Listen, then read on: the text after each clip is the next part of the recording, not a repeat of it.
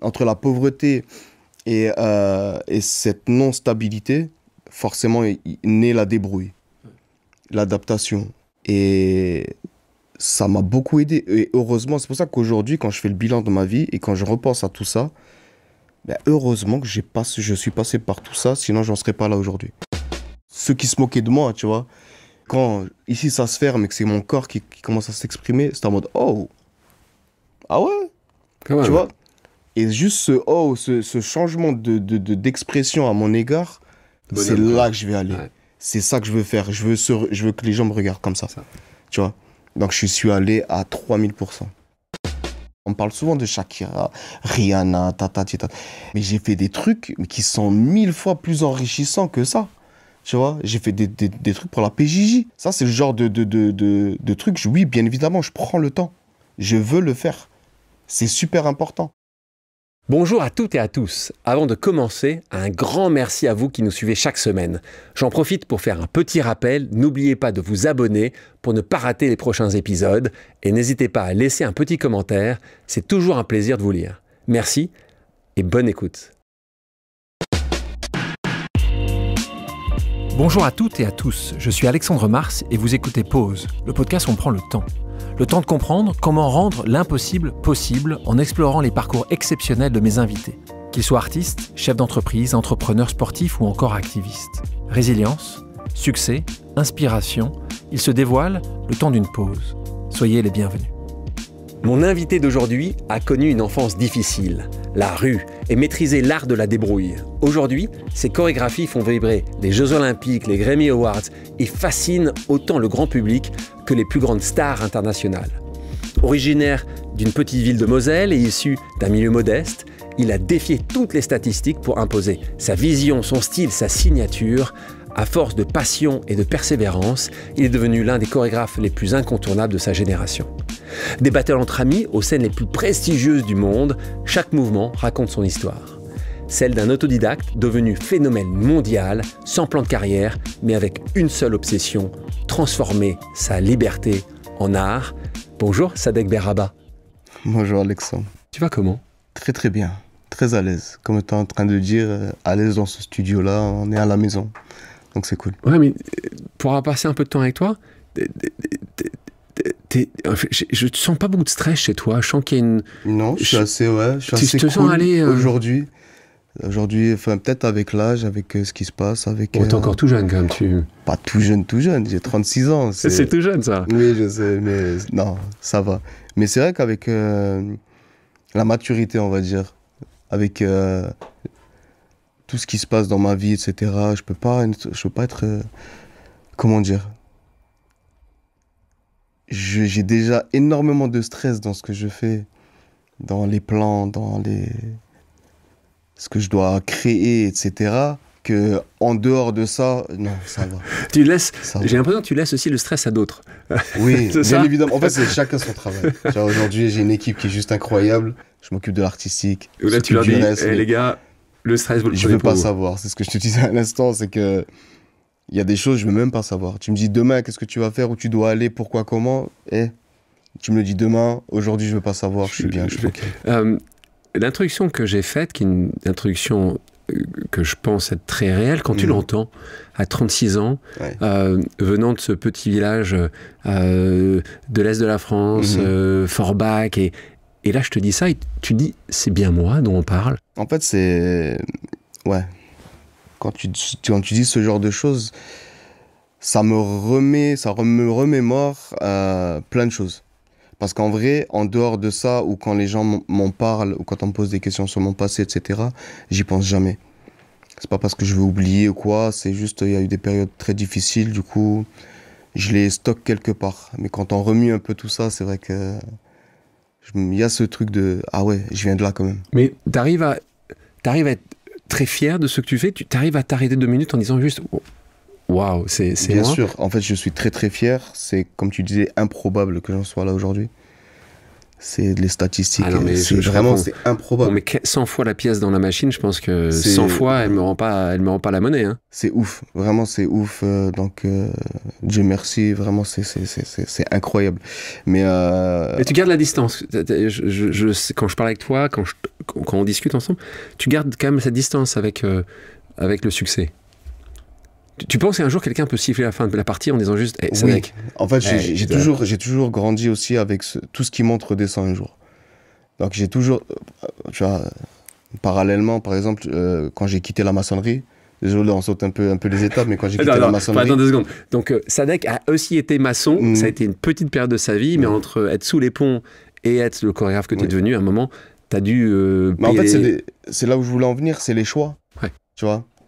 Et un peu comme Tarzan, je lâche pas une liane tant que je n'ai pas une autre, tu vois. Mais je me raccrochais toujours à, si ça marche pas, c'est pas grave, j'ai ça. Je peux revenir un petit peu en arrière, tu vois.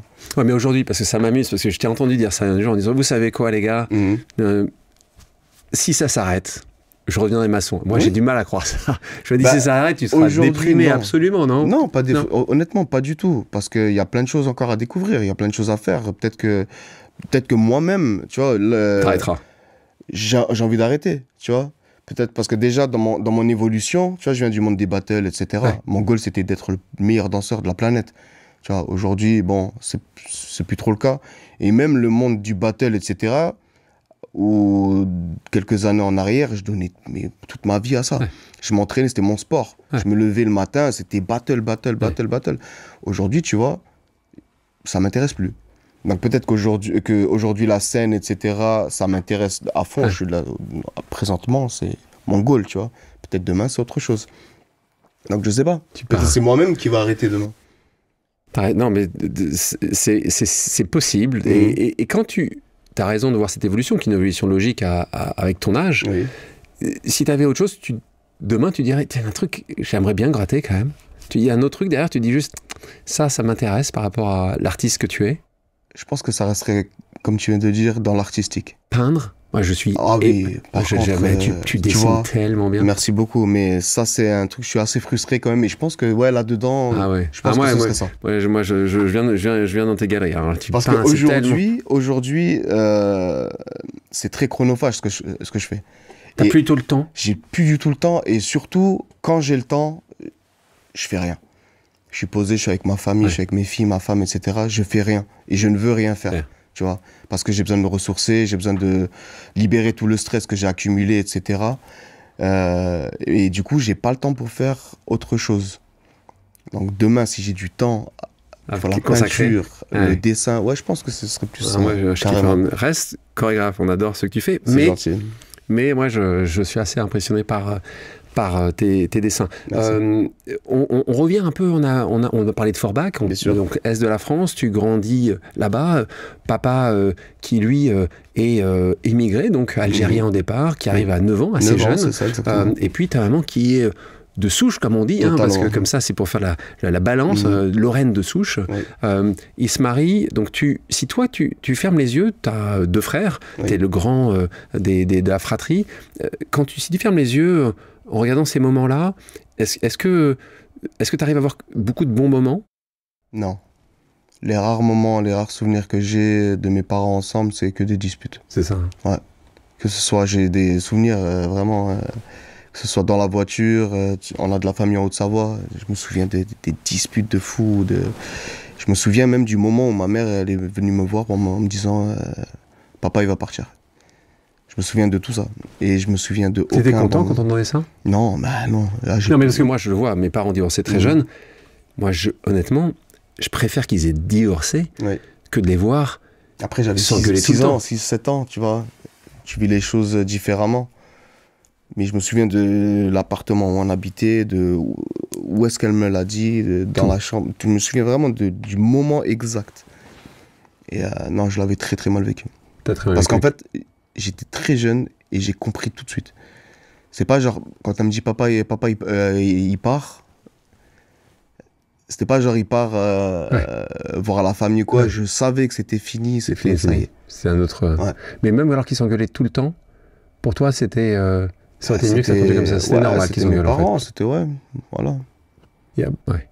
Donc donc il y a peu de souvenirs positifs de tout ça. Alors après, justement, souvent on parle de mimétisme où tu essaies de créer totalement autre chose. Ouais. Toi qui aujourd'hui a la chance d'avoir 3 enfants, justement toi qui as vécu quand même une enfance difficile, je parle même pas de socialement, financièrement. Là, on parle vraiment d'amour ou d'engueulade.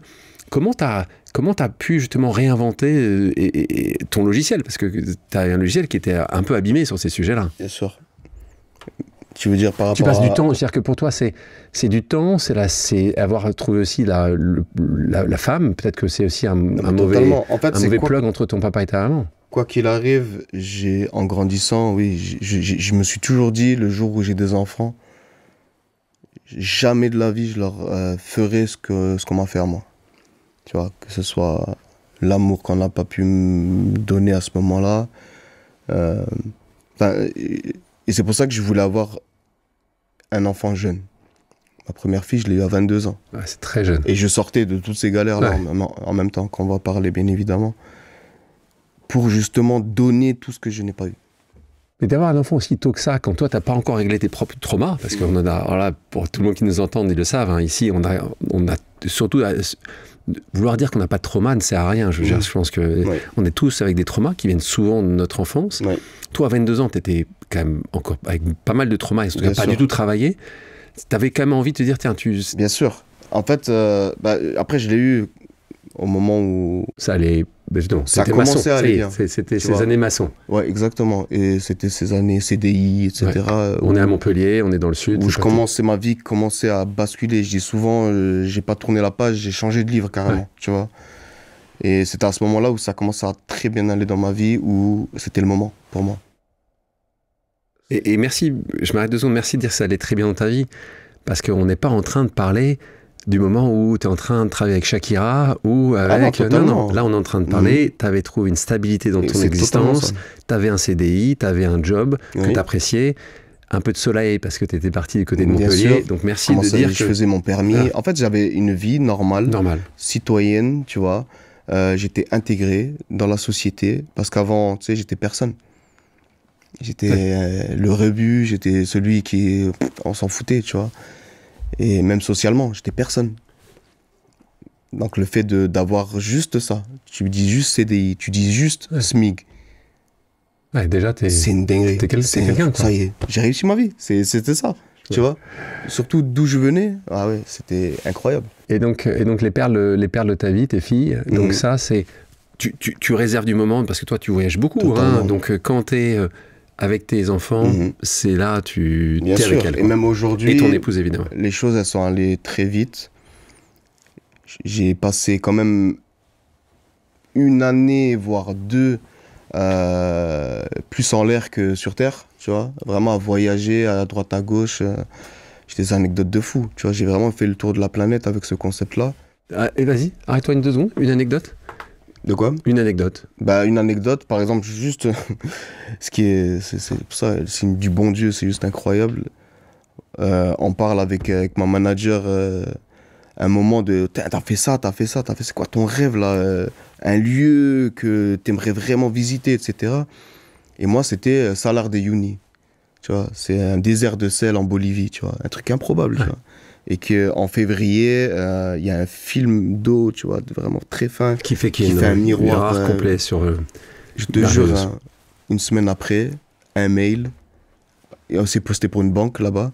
Voilà, on aimerait vous faire venir à La Paz. On a une vidéo à tourner à Salar de Uyuni, 1 semaine après. Ouais. Tu vois, c'est vraiment ce genre de cadeau du bon Dieu, tu vois, comme ça. Donc c'est là, tu as été quand même à droite et à gauche, beaucoup, et je ne crois pas que ça s'arrête quand je vois ce que tu dois faire plus tard et l'intérêt que aussi bien les artistes, les autres artistes, les stars, que les clients potentiels, on parle des grandes marques, ont pour toi. Tu connais le principe de pause, on passe du temps ensemble, mais on a aussi des gens qui t'aiment beaucoup, qui vont te poser des questions, c'est des pauses amicales ou familiales. On va commencer par une pause qui va certainement beaucoup te toucher. On parle d'Emna. Wow, ok, allez. Bisous papa, qu'est-ce que ça représente la famille pour toi? Bisous papa. Mon bébé. La famille, c'est... Waouh, ça m'a... Tu vois, ça, c'est mes filles, genre en 2 secondes. C'est tout. C'est pourquoi je fais tout ce que je fais. C'est parce que c'est forcément... On voit que le bon côté, tu vois. On voit le côté strass et paillettes, les soirées, les trucs, tu rencontres des stars, etc. Mais moi, mes stars à moi, c'est mes filles.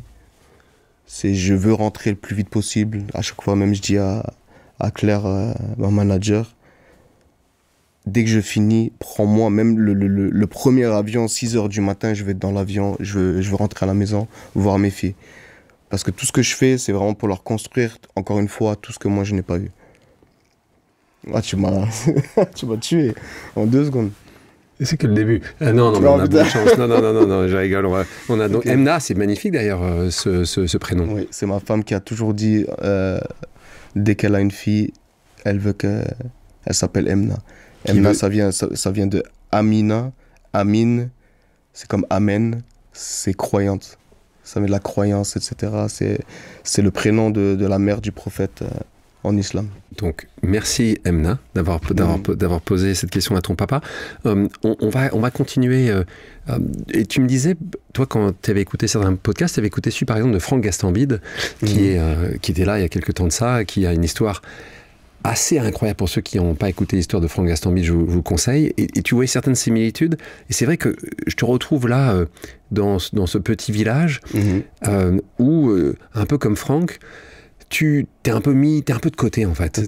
Tu te retrouves un peu de côté. Alors toi, tu dis souvent, tes potes, Franck, c'était les chiens, toi, c'était les reptiles des forêts. Totalement. Et donc, en fait, c'était...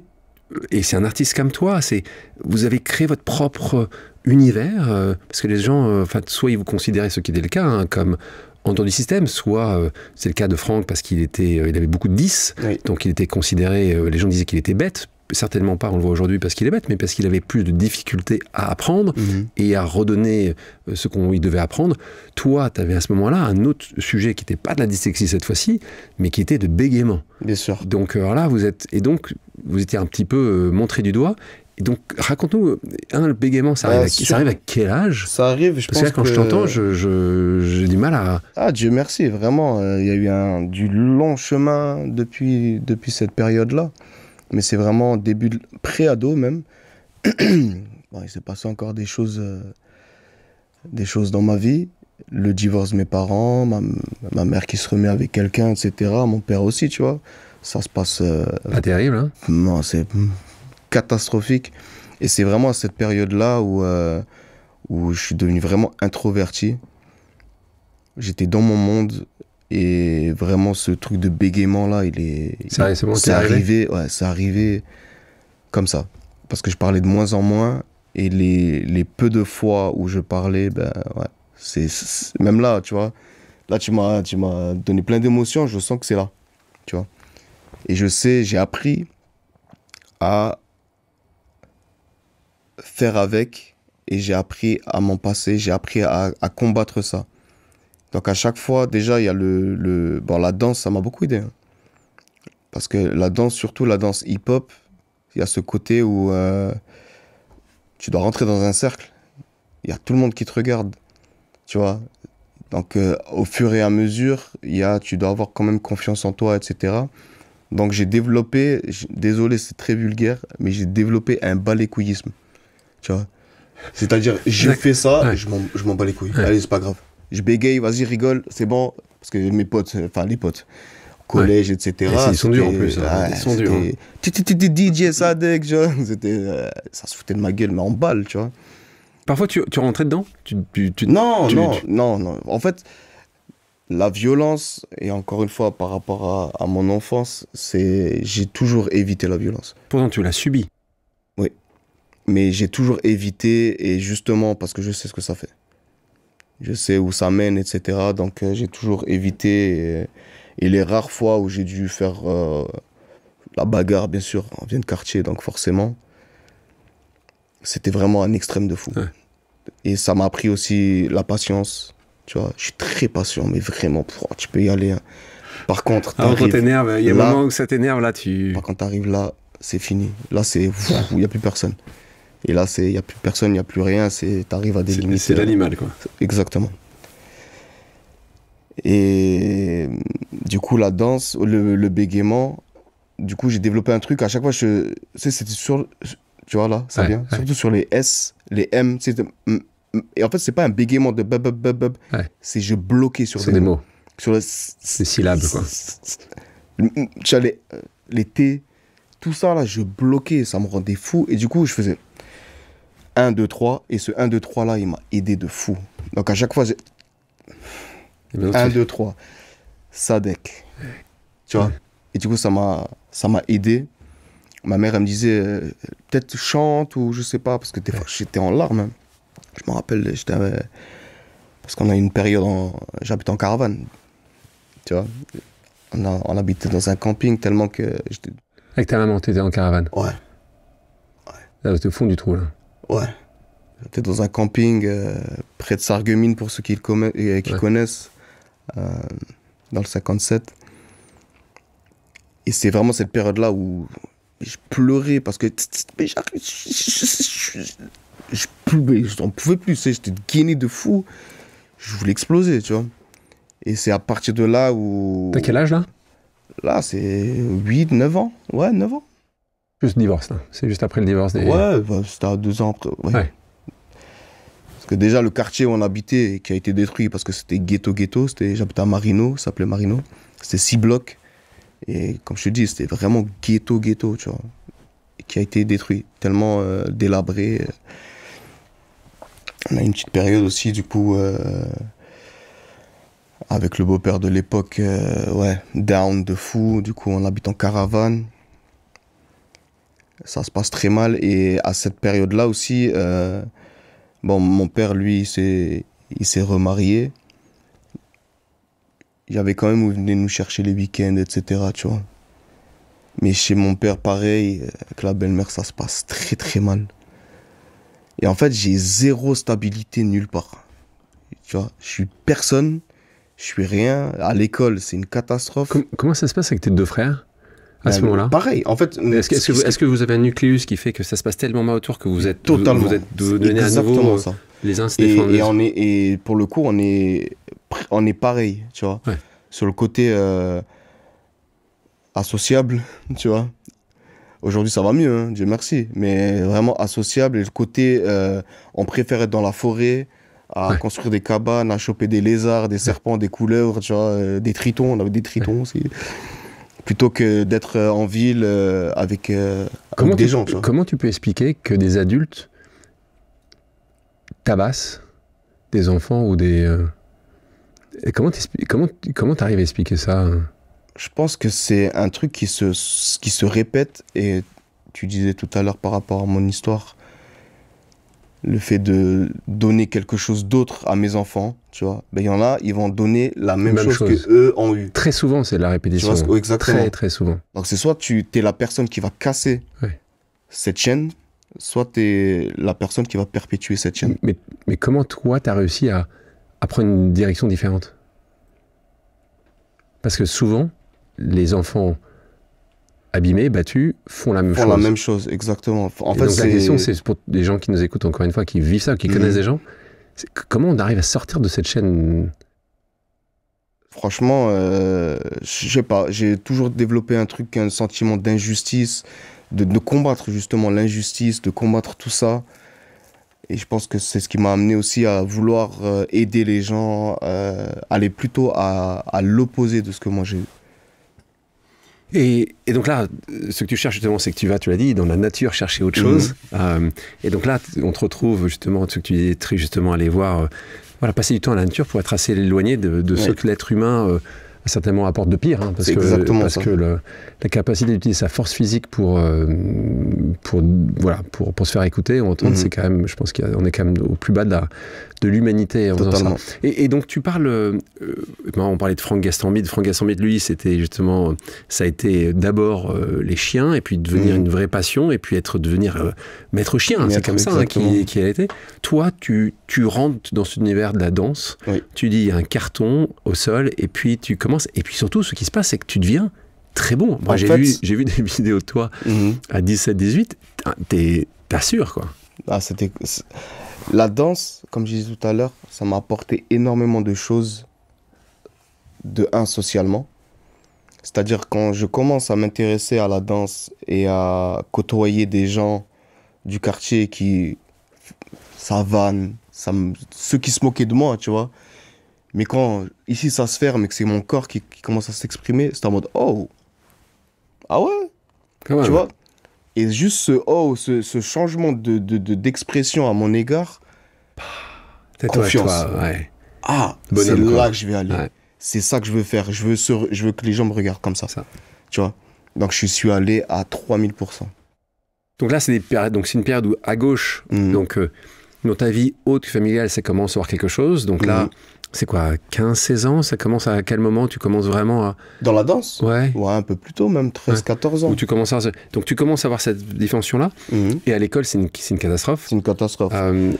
C'est une catastrophe. Parce que déjà, en fait, encore une fois, on parle de stabilité. Parce que, tu vois, j'ai commencé, quand mes parents sont divorcés, j'habitais chez ma mère. Et c'est à chaque fois 2 ans et quelques, tu vois, je changeais. Après, je suis allé habiter chez mon père. 2 ans, après, je suis retourné chez ma mère. Ça se passait mal. Alors, je suis retourné chez mon père. Zéro stabilité. Et entre-temps, ma mère, pendant que j'habitais chez mon père, elle a trouvé un appartement. Du coup, elle habitait quelque part. Du coup, je change, tu vois, je vais chez ma mère, je rencontre des nouvelles personnes. Je retourne chez mon père, nouveau collège. Tu vois, 2 ans après, ma mère, elle a déménagé, je change encore de collège. J'ai jamais Zéro été stabilité. stable. Ouais, jamais. J'ai déménagé, franchement, au moins 6-7 fois. Moi, quand je rencontre des gens qui ont, malheureusement, parfois, parce que c'est souvent pas le choix de l'enfant, mais soit parce que les parents bougent beaucoup, soit dans des cas comme toi, c'est que les parents doivent bouger. Ouais. Ça donne aussi une capacité pas que de résilience, de capacité d'adaptation qui est extrêmement forte. C'est exactement ça. Parce qu'en soi, désolé d'être un peu comme ça cru, mais entre la pauvreté, parce que c'était une galère, tu vois, entre la pauvreté et cette non-stabilité, forcément, naît la débrouille, l'adaptation, comme tu viens de le dire. Et ça m'a beaucoup aidé. Et heureusement, c'est pour ça qu'aujourd'hui, quand je fais le bilan de ma vie et quand je repense à tout ça, heureusement que je suis passé par tout ça, sinon j'en serais pas là aujourd'hui. Sûr et certain. Parce que ça m'a appris à me débrouiller, ça m'a appris à créer, parce que la créativité, elle est vraiment née à ce moment-là. Tu vois, avec mes frères, on développait des jeux avec nos doigts. Tu vois, on s'amusait avec nos doigts, tu vois, des jeux imaginaires, je me souviens, on sortait, comme je te disais, on allait en forêt, etc. Après, c'est comme beaucoup de gamins à cette époque-là. Bâton, c'était une épée, tac, on fait une aventure, enfin, tu vois, un monde qui se crée. Quand tu as 13-14 ans, ou même 15-16 ans, tu es dans du très concret, t'aimes les battles et t'aimes danser, tu te projettes faire quoi plus tard? Je voulais être le meilleur danseur de la planète. Pour toi, danseur. Ah ouais. Donc, t'as Michael Jackson là-haut. Ouais. Tu dis... Ah oui, je voulais être... Je vais être dans son staff. Même pas. Non. J'ai toujours eu ce truc de... Je ne danserai avec quelqu'un, pas pour quelqu'un. Tu vois, je serai pas le danseur d'eux, je serai moi. En fait, c'est même une philosophie vraiment dans la danse hip-hop. Tu dois développer ton propre style. Ton propre style, toi-même. Tu vois, tu dois pas ressembler à quelqu'un d'autre. Aujourd'hui, c'est plus le cas. Beaucoup de copies, bref, c'est l'explosion des réseaux sociaux, tout est une trend, etc. Mais à l'époque, tu faisais juste le même move qu'un autre danseur. Ah, t'étais très mal vu. C'était limite la bagarre. Tu vois ce que je veux dire? Aujourd'hui, c'est plus le cas, c'est dommage. Oui, c'est le principe des battles. Les battles, c'est que tu dois faire à chaque fois différent, même toi. Tu peux pas faire 2 fois le même mouvement. Déjà, le son, tu connais pas. Ouais. Tu connais. Il y en a beaucoup qui connaissent maintenant les sons, mais normalement, tu sais pas ce que le DJ va jouer. C'est-à-dire que tu dois improviser sur le moment. Et jamais faire 2 fois le même mouvement. Exactement. Sinon, c'est répétition. Sinon, tu fais ça. 2. Ou ça veut dire copier. Donc ça, c'est pas bon. Tu risques d'avoir perdu. Exactement. Donc, on a ces années-là où, d'un côté, t'es fan absolu de cette danse, et de l'autre côté, là, tu continues à descendre. Il n'y a pas de socle familial fort. Ouais. Et là, il y a un truc qui se passe quand même, c'est qu'à un moment ou à un autre, et toi, tu dis maintenant, ils ont eu raison, mais moi, je veux revenir à ce moment-là où tu te retrouves à 18 ans, donc la capacité à que tes 2 parents te mettent dehors, tu fais encore une fois une connerie peut-être pas la plus grande que tu aies pu faire, mais en tout cas, tu rentres tard, il y a un moment où ça se passe pas bien, ton père te vire. C'est juste une accumulation, c'est pas juste un truc sur le moment T. C'est une accumulation de... J'allais pas à l'école. D'accord, je suis catastrophique, je rentrais... Là, c'était quoi? T'étais là, même pas au lycée, t'étais où? Non, mais lycée, j'ai même pas le brevet des collèges. T'as redoublé combien de fois, toi? J'ai jamais redoublé, bizarrement. Bah, ouais, surtout à 18 ans, t'étais pas au lycée, donc En t'étais fait, où? à cette époque-là, regarde, je vais te faire juste un petit parcours de collège. 6e, j'étais au collège, bon, les connaisseurs, bon, collège du Wiesberg, d'accord? J'ai fait ma 6e. Après, de fin de 6e, je déménage, je vais à Kreutzwald. Je fais un autre collège. Je finis ce collège-là, l'année d'après, c'est en 4e. L'année d'après, pardon, je dis des bêtises. Je commence ma 4e à Kreutzwald. En cours d'année, je suis en internat. Mon père m'avait mis en internat, d'accord, à Saint-Augustin de Beach, pour ceux qui connaissent. Donc c'était un internat catholique, là, où je dormais là-bas, exactement. Catholique, hein. Exactement. Mais ça aussi, je veux parler encore une fois, on parle d'adaptation. Bah, je fais une aparté. Ouais. Mais le fait d'avoir bougé beaucoup de fois, j'ai rencontré tout type de personnes. D'accord? J'ai squatté, ce qui est bien ici, je vais tout dire, j'ai squatté avec des néo-nazis, avec des arabes de quartier, avec des renois, avec des gitans, tu vois, j'ai vu tous les strates de la population. Tu vois, et je me suis adapté et j'ai parlé avec tout et tout le monde. C'est-à-dire aujourd'hui, je comprends tous les points de vue, je sais ce qui est juste, ce qui est faux, où est le point commun, où sont les divergences. Tu vois. Parce qu'au moins, tu as pu évoquer ou tu as pu discuter avec tout le monde. J'étais là avec des soirées, des gens, ils avaient des croix gammées comme ça. J'ai dit, mais pourquoi tu vois, tu vois, et 2 semaines après, j'étais dans un quartier et tout, j'ai dit, les gars, j'étais avec... Franchement, attends, ça c'est... Mais ouais, mais ce serait cool que toi, viens, on se pose là, et je vous jure, il y a 95% de points communs. Les 5%, c'est ce qui nous tue. Ouais. Et ça, c'est une... Tu penses encore ça qu'entre l'extrême droite que l'extrême gauche? En fait, c'est, encore une fois, on met la caméra sur les 5% que je viens de dire, là, comme ça. Tu vois? Et on dit, hey, regarde les 5%. Et toi, regarde les 5%, regarde les 5%, tuez-vous juste pour ces 5%-là. Et on veut pas, on cache les 95%, tu vois. Parce que c'est ce qui nous rassemble. C'est diviser pour mieux régner, tu vois. Et c'est clairement ça. Je te jure, c'est clairement ça. Mais bon, bref. Et pourtant, avec moi, tu vois, tu vois ce que je veux dire? On te voit arriver quand même un peu. Bah ouais. Tu vois?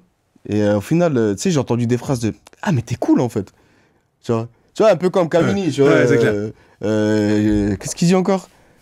Moi, je t'aime bien, même si t'es noir, tu vois. Ouais.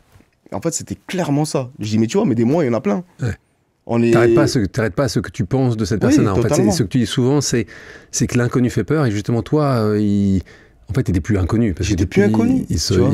J'étais plus... Et en fait, je leur disais, mais... Et en fait, j'étais limite le porte-parole, tu vois, que ce soit d'un côté ou de l'autre. De ceux qui connaissaient pas. Exactement, tu vois. Mais bon, bref. Attends, parce que là, on se retrouve... Non, c'est très bien. Mais donc là, tu me dis, tu redoubles jamais. Comment c'est que tu peux pas redoubler? Moi, j'ai redoublé 2 fois. Et pourtant, parce que je pense que j'étais un cas tellement désespéré. Ah, il te faisait passer. On veut pas le garder. Ouais, c'est exactement ça. Moi, j'ai des profs comme ça qui m'ont dit, non, mais on veut pas qu'il redouble dans la classe, hein, donc on le fait passer. Toi, c'était ça aussi. En fait, c'était clairement ça. Du coup, Saint-Augustin de Beach 4e. Après, je me fais virer. Tu sais pourquoi? Parce que je suis sorti. Ma mère, elle rigole à chaque fois que j'étais chez ma mère à cette époque-là. Aujourd'hui, on en rigole. Fin d'année, en fait, c'est Saint-Augustin de Beach. Je regardais les photos. C'est un manoir, c'est Poudlard, entouré de forêt. Ouais. Et à un moment, je me lève de mon petit lit à l'internat. Je sors tout seul. Hein. Ouais. Forêt. Je vais dans la forêt la nuit. Tac, il faisait froid, je me rappelle. Je vais dans un mirador. On a des miradors, tu sais, dans les champs et les forêts là-bas. J'ai froid. Qu'est-ce que je fais quand j'ai froid? Je descends. Tu fais un feu? Je fais un feu dans la forêt. Flic, viré. Ils m'ont viré. Mais bon, bref, voilà le genre de... Bêtise que tu... Mais tu voulais pas faire un feu. Enfin, tu voulais pas faire brûler la forêt quand même. Non, c'était juste... J'avais froid. Tu vois. Mais bon, bref. Et à cette époque-là, j'étais chez mon père. Et cet incident-là a fait que je retourne chez ma mère. Parce que mon père, il a dit, c'est bon, c'est fini. Donc, je retourne chez mon père. Je suis à Putelange-au-Lac. Dans une petite ville. Bon, c'est bien, là, c'est bien, c'est qu'on, pour ceux qui nous écoutent, qui ne sont pas l'Est de la France, là, on rentre dans l'Est de la France. Là, exactement, vous situez tous les points, vous dites, mais attends, il est parti de là, là, de là, là, wow, c'est une dinguerie, tu vois. Donc, je suis à Putelange-au-Lac, je suis au collège là-bas, je passe la fin de ma 4e, la 3e, ça se passe mal à la fin de la 3e, je retourne chez mon père à Creutzwald. Donc j'étais mon premier collège, mais là c'était lycée. Donc c'était un lycée technique en place sur G. Et pareil, tu sais, j'y vais pas. En fait, il y avait un lac. Il y a un lac à Creuseville, je squattais le lac. Tu vois. Donc ces années passent, tes parents te rappellent à l'ordre 25 fois dans l'année. Oui. Il y a un moment où ils disent, là on te rappelle plus à l'ordre, c'est fini. Oui. Et toi tu crois pas que c'est fini? Non. Parce que ton père dit c'est fini, tu vas voir ta mère. Oui, c'est ça. Ta mère aussi dit c'est fini aussi. Alors là, toi, là, tu n'y crois pas à ça. La foudre.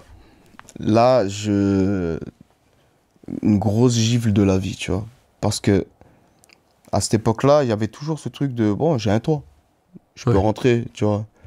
Je sortais le soir, je me souviens, à la gouttière, tu vois, comme dans les films. La gouttière, je sors, je fais mes soirées avec mes potes, etc. Je remonte, je vais dans ma chambre, etc. Mon père, bien évidemment, il l'entend, tu vois. Et à mes 18 ans, très peu de temps après, hein, genre un mois ou quoi, pareil, je rentrais à la maison, je revenais de soirée, je me rappelle. Donc je vais dans ma chambre, on était en lit superposé avec mes frères, tu vois, lit superposé, matelas au sol. Hein. Toute ma jeunesse, ça a été ça. Et là, mon père, il rentre, il me dit, hey, tu fais tes affaires et tu t'en vas. Il le dit avec ce calme-là? Ouais. Mon père, il n'a jamais été violent, quoi. Ouais. Tu vois, il criait, enfin, c'est un Algérien quand même, tu vois, il a quand même du caractère, tu vois. Mais là, il n'en pouvait plus, quoi. Ouais, là, je sentis que c'était, ça y est, tu vois.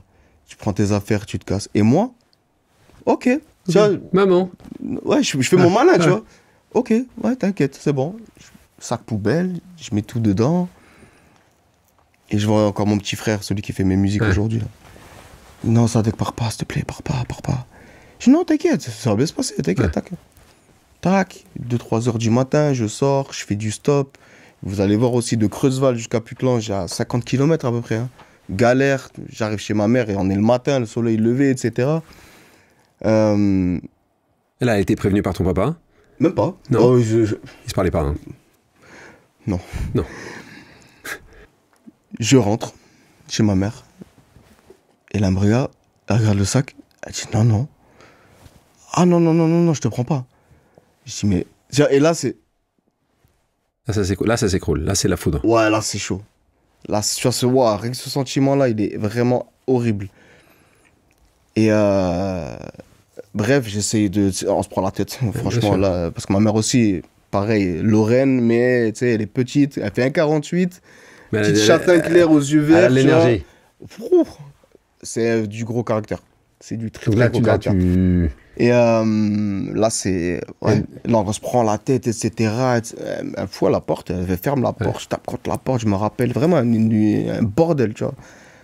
Ça résonne dans tout le bâtiment et tout. Bref. Et bon, ça se calme. Moi, je vais faire un tour, je laisse mon sac, je me rappelle devant la porte, je vais faire un tour. À un moment, je reviens, etc. Je reviens le soir. Et elle me dit, bon, tu dors, demain matin, tu te casses. D'accord. Même là, elle me laisse encore dormir. Je dors, etc. Le matin, moi, j'avais installé mes affaires, normal, dans l'armoire, etc.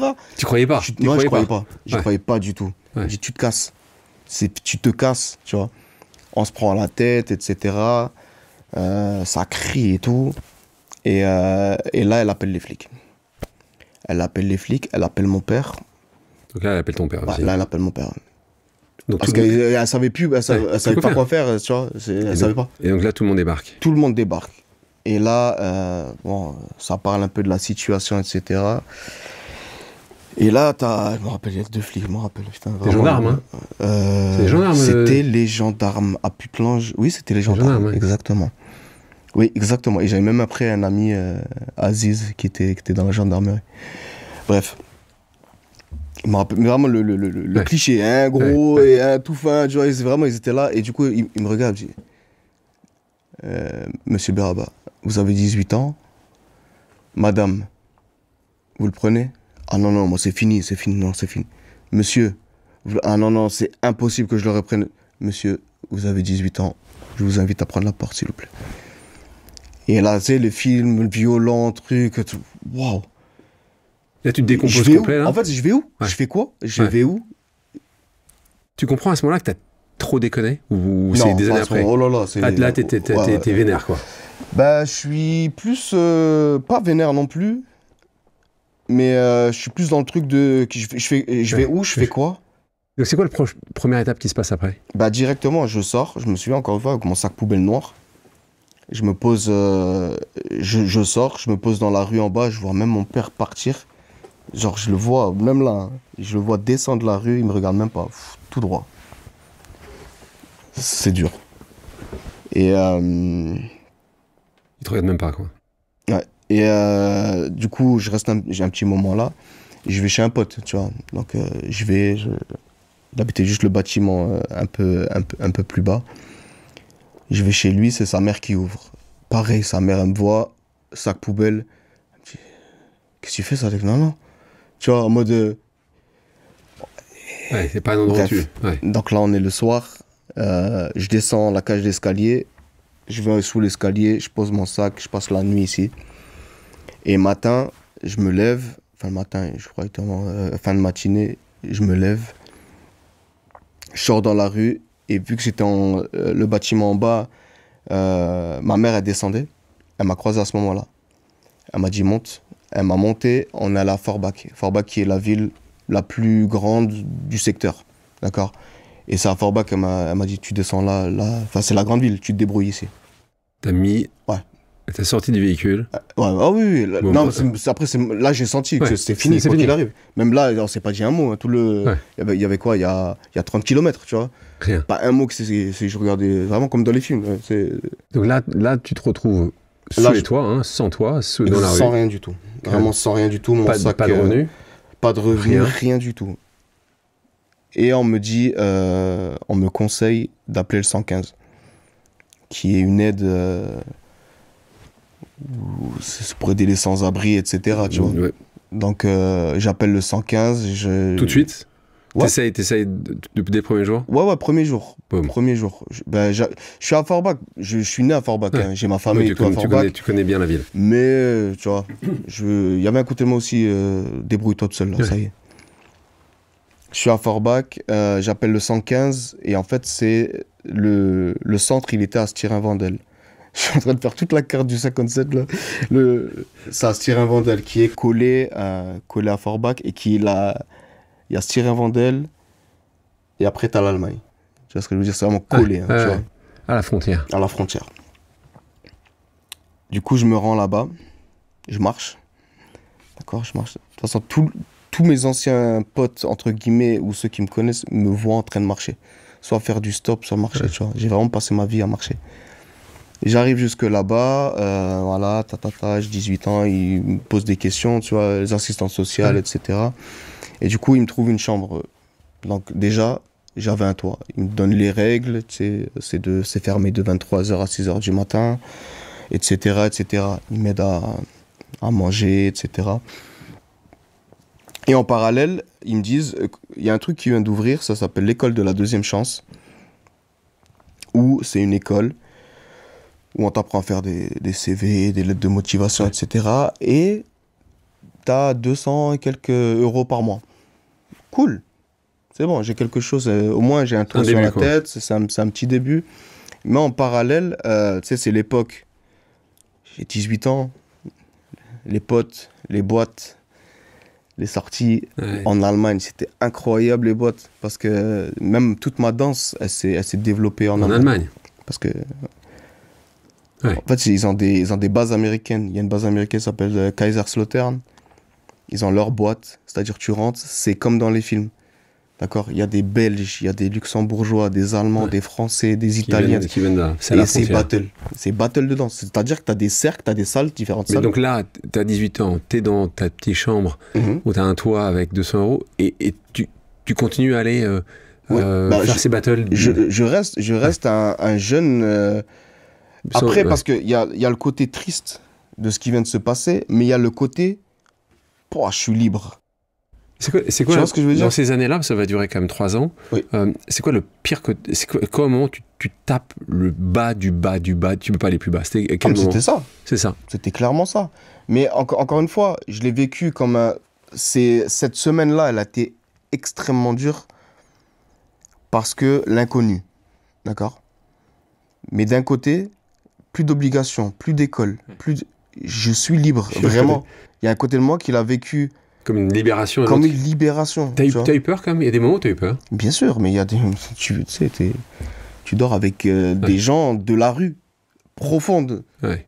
Je parle pas de quartier, là. Ouais. Je parle de SDF, de gens qui sont dans la drogue dure, des gens qui sont dans des business très sales, tu vois.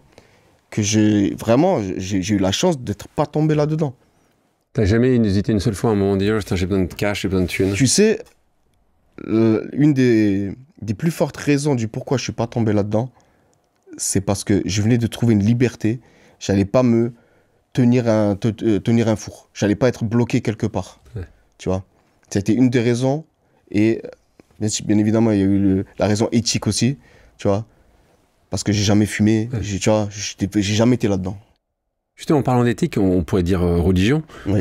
C'est extrêmement important pour toi, la religion, la foi, plus que d'ailleurs que la religion encore. Est-ce que tu penses justement que dans ces moments-là où tu t'es dit à un moment ou à un autre, il y a quelque chose qui... Dieu m'a oublié, est-ce que tu t'es dit ça? Jamais. Ou tu t'es jamais dit, tu crois en fait, trop au Mektoub, au destin, donc tu dis juste, c'est écrit? Alors, pour faire resituer un peu dans le contexte, mon père c'est un Algérien, culture musulmane, d'accord. Je dis culture parce que pas trop pratiquant non plus, il est pas trop dedans, tu vois. Ma mère, culture chrétienne, mais voulait être bonne sœur étant petite. Ah oui. Tu vois ce que je veux dire? Oui. On est vraiment dans... Oui. Déjà, on comprend pourquoi tout a pété, tu vois ce que je veux dire? Et nous, on est nés là-dedans. Voilà. Donc, j'ai grandi en même temps, vu que ma stabilité, en étant jeune, n'était pas trop ça. Du côté de mon père, bon, un petit peu de ramadan, un petit peu de ça. Du côté de ma mère, je mangeais du porc, je m'en foutais complètement. Tu vois ce que je veux dire? La religion, je m'en foutais totalement. Tu vois? Mais vraiment, j'étais un peu spirituel, un peu, tu sais, je pensais à des trucs dus à la forêt, etc. Tu vois? Mais je m'en foutais totalement. Et au-delà de ça, c'est pour ça que je dis à chaque fois, j'étais un hybride à cette époque-là, parce que j'ai une gueule d'arabe, j'avais piercing à l'arcade, j'avais des bracelets à pic, t-shirt Slipknot, je faisais du skate, du hip-hop, tu vois. J'étais un hybride. Ouais. Et comme je te dis, ça... Plus à droite ou à gauche? Par rapport à toutes les influences que j'ai eues, j'étais... Donc, d'un côté, on m'aimait pas parce que j'étais arabe, de l'autre côté, on m'aimait pas parce que j'avais un piercing à l'arcade, je leur ressemblais pas, tu vois. Je faisais pas le ramadan, tu sais, je mangeais jambon beurre devant eux, tu vois. Ouais. Donc, c'est ça, Sadek. J'ai grandi comme ça, tu vois ce que je veux dire? Quand est-ce que t'as changé, alors? C'est là où je veux en venir, c'est que il s'est passé ce qui s'est passé, donc la rue, etc. Enfin, du moment, je parle pas de la rue en général, mais cette semaine très dure, très compliquée, je commence à trouver un petit peu une stabilité, etc. Et donc, je fais cette école de la deuxième chance, et là, le centre social... râle un peu après moi parce que comme je disais c'est fermé de 23h à 6h du matin. C'est là où tu veux faire des battles. Ouais. Mais pas des battles, c'est là où je suis en boîte. C'est là où je sors, tu vois ce que je veux dire? C'est où tu vis ta vie de jeune 18 ans. Oui, mais le problème aussi c'est des fois t'es recalé de boîte ou je sais pas quoi, tu vois, c'est-à-dire qu'à 2h du matin je me vois, je suis devant le foyer, je suis comme ça. Ça veut dire que je dors là dehors, le froid, etc. Tu vois, je galère quoi. J'attends 6h du matin que ça s'ouvre pour dormir. Et à cette époque-là aussi, je rencontre des personnes qui m'ont beaucoup aidé, à savoir Salvo et Rossi, si tu m'entends, merci encore. Et Célie Laurier, qui est gitan. Tu vois, la communauté gitane m'a beaucoup aidé. Salvo m'a beaucoup aidé. Donc, ils me faisaient dormir chez eux, des fois, tu sais, des repas, etc. Et à un moment, le centre social me dit, écoute, parce que j'étais très jeune, j'avais 18 ans. J'étais limite leur priorité, tu vois. J'étais le seul qui avait à peu près un avenir, etc. Bref, ils m'ont trouvé un logement social dans le quartier à Béren, qui est juste à côté de Forbach. Donc, j'ai un logement, ça y est. Bon, je le partage avec 4 autres personnes. Hein. Tu vois, on a une feuille qu'on doit remplir tous les jours avec la liste de courses, tu vois, du ketchup, on doit cocher, etc. Ils nous font les courses chaque semaine, etc. J'ai à manger. J'ai un toit. Mon argent, je le gagne parce que j'ai toujours été fort en dessin, en peinture. À cette époque-là, c'était l'époque Lil Jon, etc. Des grands t-shirts qui arrivent jusqu'au genou, XXXXXL, avec des dessins sur le... Bah, du coup, j'avais plein de commandes. D'accord. Pour celles et ceux qui veulent aller voir, j'ai encore un Facebook qui date de cette époque-là, qui s'appelle Keyspix. C'est Keyspix sur Facebook, où il y a tous mes dessins encore. Et en fait, j'ai des commandes. Sur Facebook. Sur Facebook, même des potes qui me disent... Et en fait, je vendais 30 € le t-shirt. Ouais. Donc ça me faisait un petit peu d'argent, etc. Comme je disais, je fume pas, je fais pas de conneries. Donc, tu sortais. C'est là où tu mettais l'argent. Et encore une fois, je sortais, ni pour les meufs, ni pour l'alcool, pour la danse. Vraiment pour la danse. Bref, et à un moment, donc je suis dans ce quartier-là. Pas du tout pour les meufs, alors. Non, regarde-moi. En vrai, j'ai eu une relation très longue. Très longue. Avec une Allemande. À ce moment-là. Ouais. De 2 ans et quelques. D'accord. J'ai toujours été... En fait, je pense que j'ai jamais été un papillon qui vole à droite, à gauche, etc. etc. J'ai toujours cherché une stabilité. Que tu avais, oui. J'ai toujours cherché ça. T'as jamais eu, plutôt. Que j'ai jamais eu. Bien sûr. Et qu'est-ce que j'allais dire oui, et du coup, j'habite dans ce quartier-là. Ouais. Et dans ce quartier-là, il y a une communauté musulmane, forcément. Et un jour, j'ai un pote à moi... Enfin, il toque à ma porte. Ils viennent me voir pour me parler un peu de religion, etc. Moi, à cette époque-là, tu sais, je m'en fous, tu vois. Ouais. Je me souviens, j'étais en train de peindre un t-shirt. Je m'en souviens très très bien, un t-shirt noir. Et je les accueille et tout, on parle un peu, et après ils repartent. Et en fait, j'ai un pote à moi qui s'appelle Lies, un danseur aussi, avec qui j'ai beaucoup dansé, etc. Un week-end, il me dit, écoute, on part en Khoulouj. Je dis, c'est quoi un Khoulouj ? En fait, tu restes un week-end dans une mosquée, tranquille, tu sais, tu vas voir peut-être, enfin, il y en a, ils vont faire du porte-à-porte, ils vont propager, etc., tu vois. Est-ce que ça t'intéresse ? Vas-y, moi, curieux, tu sais, je m'en fous, tu vois. Vas-y, viens, j'arrive. Et en fait, je fais ça, on dort dans la mosquée, etc., on prie ensemble, ils m'apprennent à prier, etc. Mais j'ai un truc de je m'en fous. Ouais, t'es pas dedans. Je suis pas dedans, c'est cool. J'ai vécu quelque chose, c'est cool. Ouais. Et en fait, il y en a un qui m'avait écrit la Fatiha, qui est l'ouverture du Coran sur un bout de papier, tu vois. Je mets dans la poche, vraiment, tu sais. La semaine passe, etc. Ton papa t'a appris l'arabe ou pas ? Non, du tout. Ni appris, ni l'arabe, ni rien. Rien du tout, vraiment. Mais en bref... Non, c'est important. Ouais, je sais. C'est important. Je dis bref dans le sens où ça me pique. Bien sûr. Ça me fait mal. C'est en mode de bref... j'ai limite pas envie de... Tu vois, ça me fait mal. Tes filles, elles apprennent ? Oui, je leur apprends tout. Je leur apprends tout ce que je peux. T'as appris après, toi ? Maintenant, tu parles ? Non, je parle pas, mais c'est important pour elle. J'apprends plein de sourates, j'apprends beaucoup de... Bien sûr, j'essaie d'apprendre le darija. C'est compliqué, de la langue marocaine, pour le coup. Parce que maintenant, t'habites au Maroc. J'habite à Marrakech, maintenant. Mais même, c'est très similaire. Enfin, le darija algérien et marocain, il y a que quelques petits mots, etc., des expressions qui changent. Mais j'ai envie d'apprendre. Bien sûr. Tu vois, parce que je suis frustré aussi... j'ai pas pu parler avec ma grand-mère, etc. Dommage, mais bon, bref, ouais, okay. c'est des choses vraiment qui me... Bah, ce qui est bien, c'est que tu ne répètes pas à nouveau ça avec tes enfants. Exactement. Et donc là, tu as ce week-end-là ? La semaine se passe, après, je passe ma semaine normale, et à un moment, je sais pas, c'est quoi ça ? Et je te jure, je commence à lire la Fatiha. Je fonds en larmes de fou malade. Je suis sur mon lit, je m'en rappelle. J'ai même un aquarium avec des poissons. Je fonds en larmes, et genre... Ouah, il se passe quoi, tu vois ? Genre... Une loque. Tu vois ? Je fais, wesh, il se passe quoi ? Et en fait, depuis ce jour-là, je me suis intéressé. j'ai commencé à lire, j'ai commencé à vraiment m'intéresser à ce sujet-là. Et ça a été révélation. Et au-delà de ça, je me suis intéressé parce que j'ai voulu rechercher, du coup. Tu vois? Du coup, je me suis intéressé à la Bible. Je me suis intéressé au judaïsme, au bouddhisme, tu vois. C'est même pareil, encore une fois, ça. Il y a tellement de points communs. Vraiment, c'est... Encore une fois, on met trop l'accent sur des choses qui nous séparent. Mais... Et au final, il y a tout pour moi, encore une fois, l'islam. Incroyable. Vraiment. Parce qu'en fait, je voulais pas être musulman, moi. Ouais. Tu vois, je voulais pas. Parce que ceux qui me ressemblent, tu vois, l'image que j'en avais, je dis non, moi je veux pas, je suis pas ça, moi. Tu vois, je suis pas comme vous, moi, tu vois. Et au final, c'est là où tu te rends compte que la religion et la culture, c'est aux antipodes.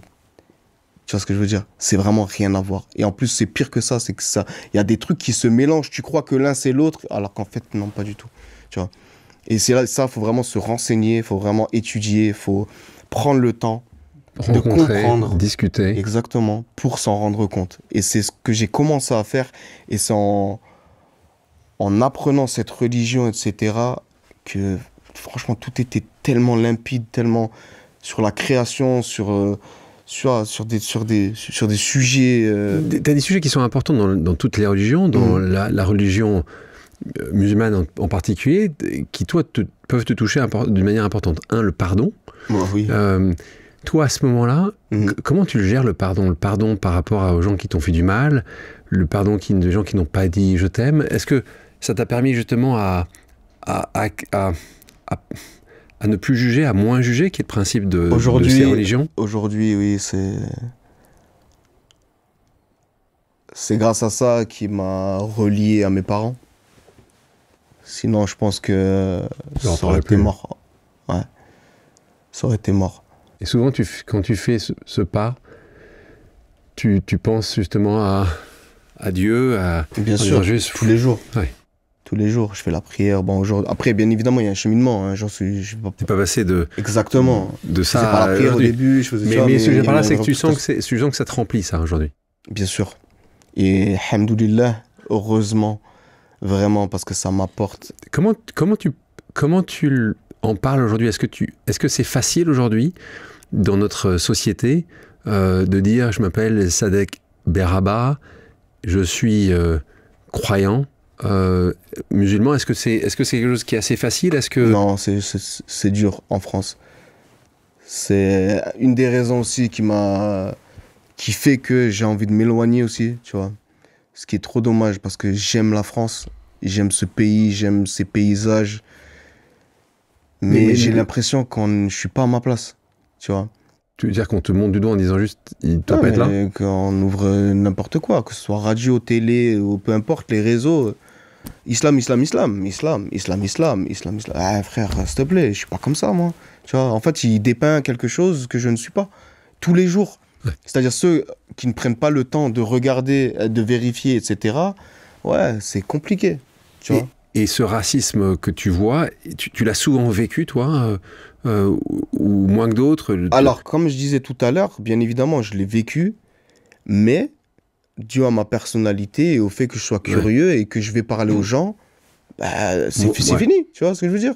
Mais frère, je t'ai dit, l'autre là-bas, c'est le même que moi.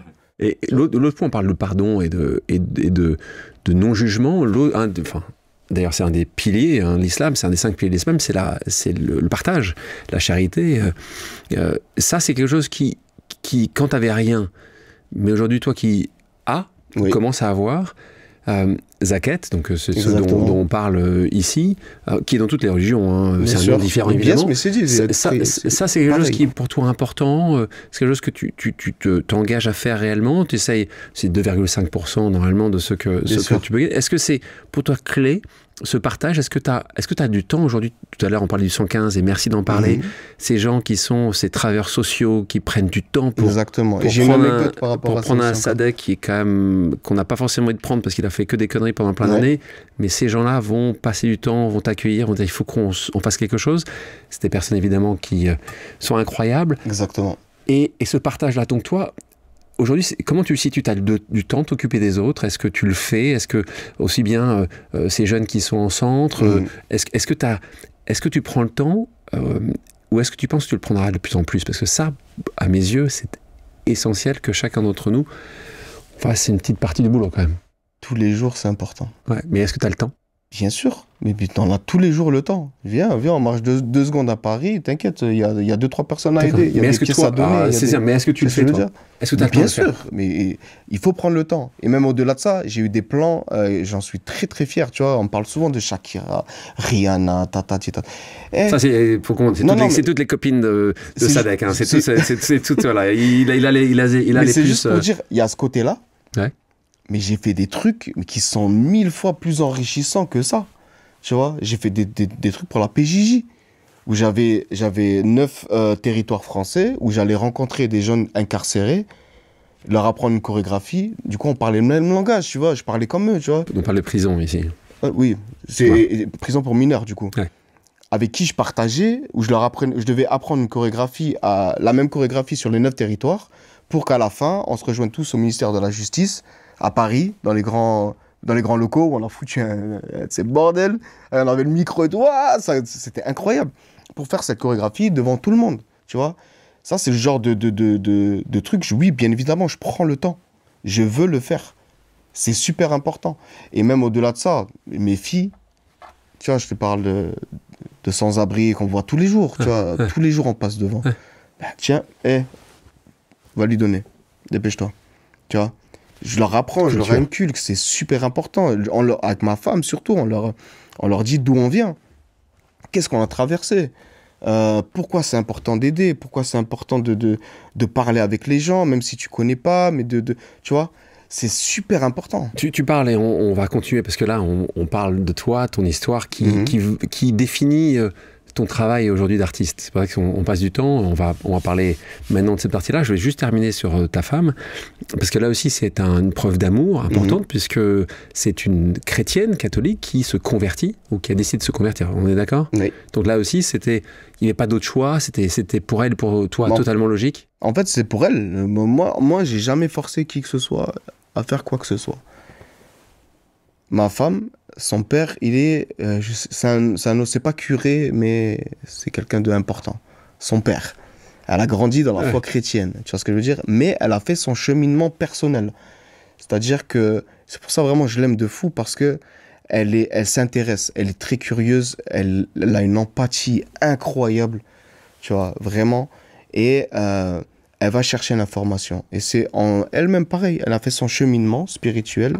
Et c'est vers cette foi-là qu'elle est allée. Donc, on se retrouve là, dans cette est de la France, 3 années compliquées. Oui. Et là, tout d'un coup, le soleil. Et j'adore ce que tu dis, parce que tu dis, j'ai changé de vie en allant en vacances, parce que tu te retrouves dans un temps, une température qui n'est pas forcément toujours idéale dans l'est de la France. Et là, tu te retrouves à Montpellier. Oui. Tu es tout jeune, hein, tu as à peine 20 ans, 21 ans. Et là, on en a parlé tout à l'heure. Ta structure commence à arriver. Oui. Tu as des gens qui te tendent la main, tu as ta première fille, et là, ça se passe mieux. Et comme tu dis tout à l'heure, et merci de l'avoir dit, c'était pas Los Angeles, mais déjà par rapport à ceux que tu avais connus, c'était... Ça y est. Voilà. T'étais un citoyen, j'adore ce que tu dis. T'étais un citoyen. Ça, j'étais un citoyen normal, comme tout le monde. J'étais quelqu'un, c'est ce que je disais tout à l'heure. Quelqu'un, et là, t'es toujours passionné par la danse. T'as un pote, Amar, c'est ça, oui. Avec qui c'était mon binôme. C'est ton binôme. Ouais. S'appelle Géométrie Variable, c'est ça? Ça, c'est encore une fois. Il y a encore ce. Je descends dans le sud, il y a ce truc de. Je côtoie des danseurs, je côtoie le monde des battles. Je vais quand même. Il y a le côté maçon, etc. Mais je vais dans ma passion et dans ce que je connais. Rapidement. Tu vois ce que je veux dire? Très rapidement, d'ailleurs. C'est qui ce gars qui vient de l'Est de la France, qui dit c'est qui c'est exactement ce qui s'est passé. C'est qui? C'est-à-dire, premier battle que je fais, je gagne.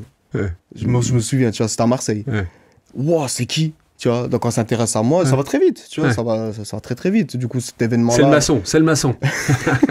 À cette époque-là, ils savent même pas que je suis maçon. C'est juste, c'est un nouveau gars qui vient débarquer, tu vois ce que je veux dire? Et du coup, mon nom commence, parce que je développe un style qui est très propre à moi. Et du coup, j'ai mon identité. Et vu que j'arrive dans un nouvel endroit où personne n'avait vu ça, forcément, mon nom, il fait pfiou d'un coup. Ouais. C'est qui? Tout le monde en parle. Tu vois ce que je veux dire? Mais dans tout le sud, hein, que ce soit de Perpignan Il n'y en jusqu'à a pas beaucoup, Marseille. il y en a pas beaucoup des SADC, hein. Il n'y en a pas beaucoup. Franchement. Bah, justement, vu que, c'est quand tu restes dans un endroit, tu évolues avec les gens du même endroit, donc tu as les mêmes influences, etc. Tu ramènes juste un outsider qui vient avec Ces éléments. ses éléments à lui, son vocabulaire à lui, forcément, bien sûr. c'est un truc de fou. Ouais. Tu vois ce que je veux dire? Ouais. Et c'est ce qui s'est passé. Donc là, élément majeur, changement. Et explique-moi comment s'est passé la journée d'avant, l'heure avant, la semaine avant. Il y a une vidéo qui est postée. Pour ceux qui ne l'ont pas vue, vous pouvez évidemment encore la voir. Elle est sur les Labora, géométrie variable. Géométrie variable, vous la verrez. Très jolie. Encore une fois, quand tu la regardes aujourd'hui, je pense que tu dois voir plein de choses qui sont imparfaites. Mais je vais vous raconter l'histoire de cette vidéo-là. Alors, c'est les débuts des vidéos postées sur les réseaux. À l'époque, c'était Facebook. Ouais. En balle, tu vois, tout le monde postait sur Facebook, etc. Et moi, je me dis, bon, je vais faire, tu sais, j'ai des idées, j'ai envie de développer des choses, j'en ai un peu marre du monde du battle, ça y est, j'ai tout vu. Je veux aller plus je veux développer un truc, tu vois. Du coup, j'appelle mon pote Amar. Je dis, écoute, j'ai une idée, j'ai envie de faire une vidéo un peu poétique, etc. Où on va se connecter, enfin, créer des formes géométriques et tout. Ouais, vas-y, let's go. Donc, on arrive à Montpellier. On prend un studio, on s'entraîne la journée, on se connecte, crée des formes géométriques, etc., etc. Le lendemain, je contacte un pote à moi qui s'appelle Rémi Diana, qui habite maintenant à Montréal. Il fait du travail incroyable. Et pour tourner la vidéo. D'accord. Donc on arrive dans un autre studio, je dis écoute, j'aimerais bien que tu prennes la caméra et que tu suives vraiment chaque mouvement. C'est-à-dire, si je lève, il faut que la caméra suive, etc., etc. Ah ouais, mais c'est dur, etc. Bref, on passe toute la journée, il essaye sa caméra, etc. Ça marche pas. On a un pote à moi qui s'appelle Beka qui arrive.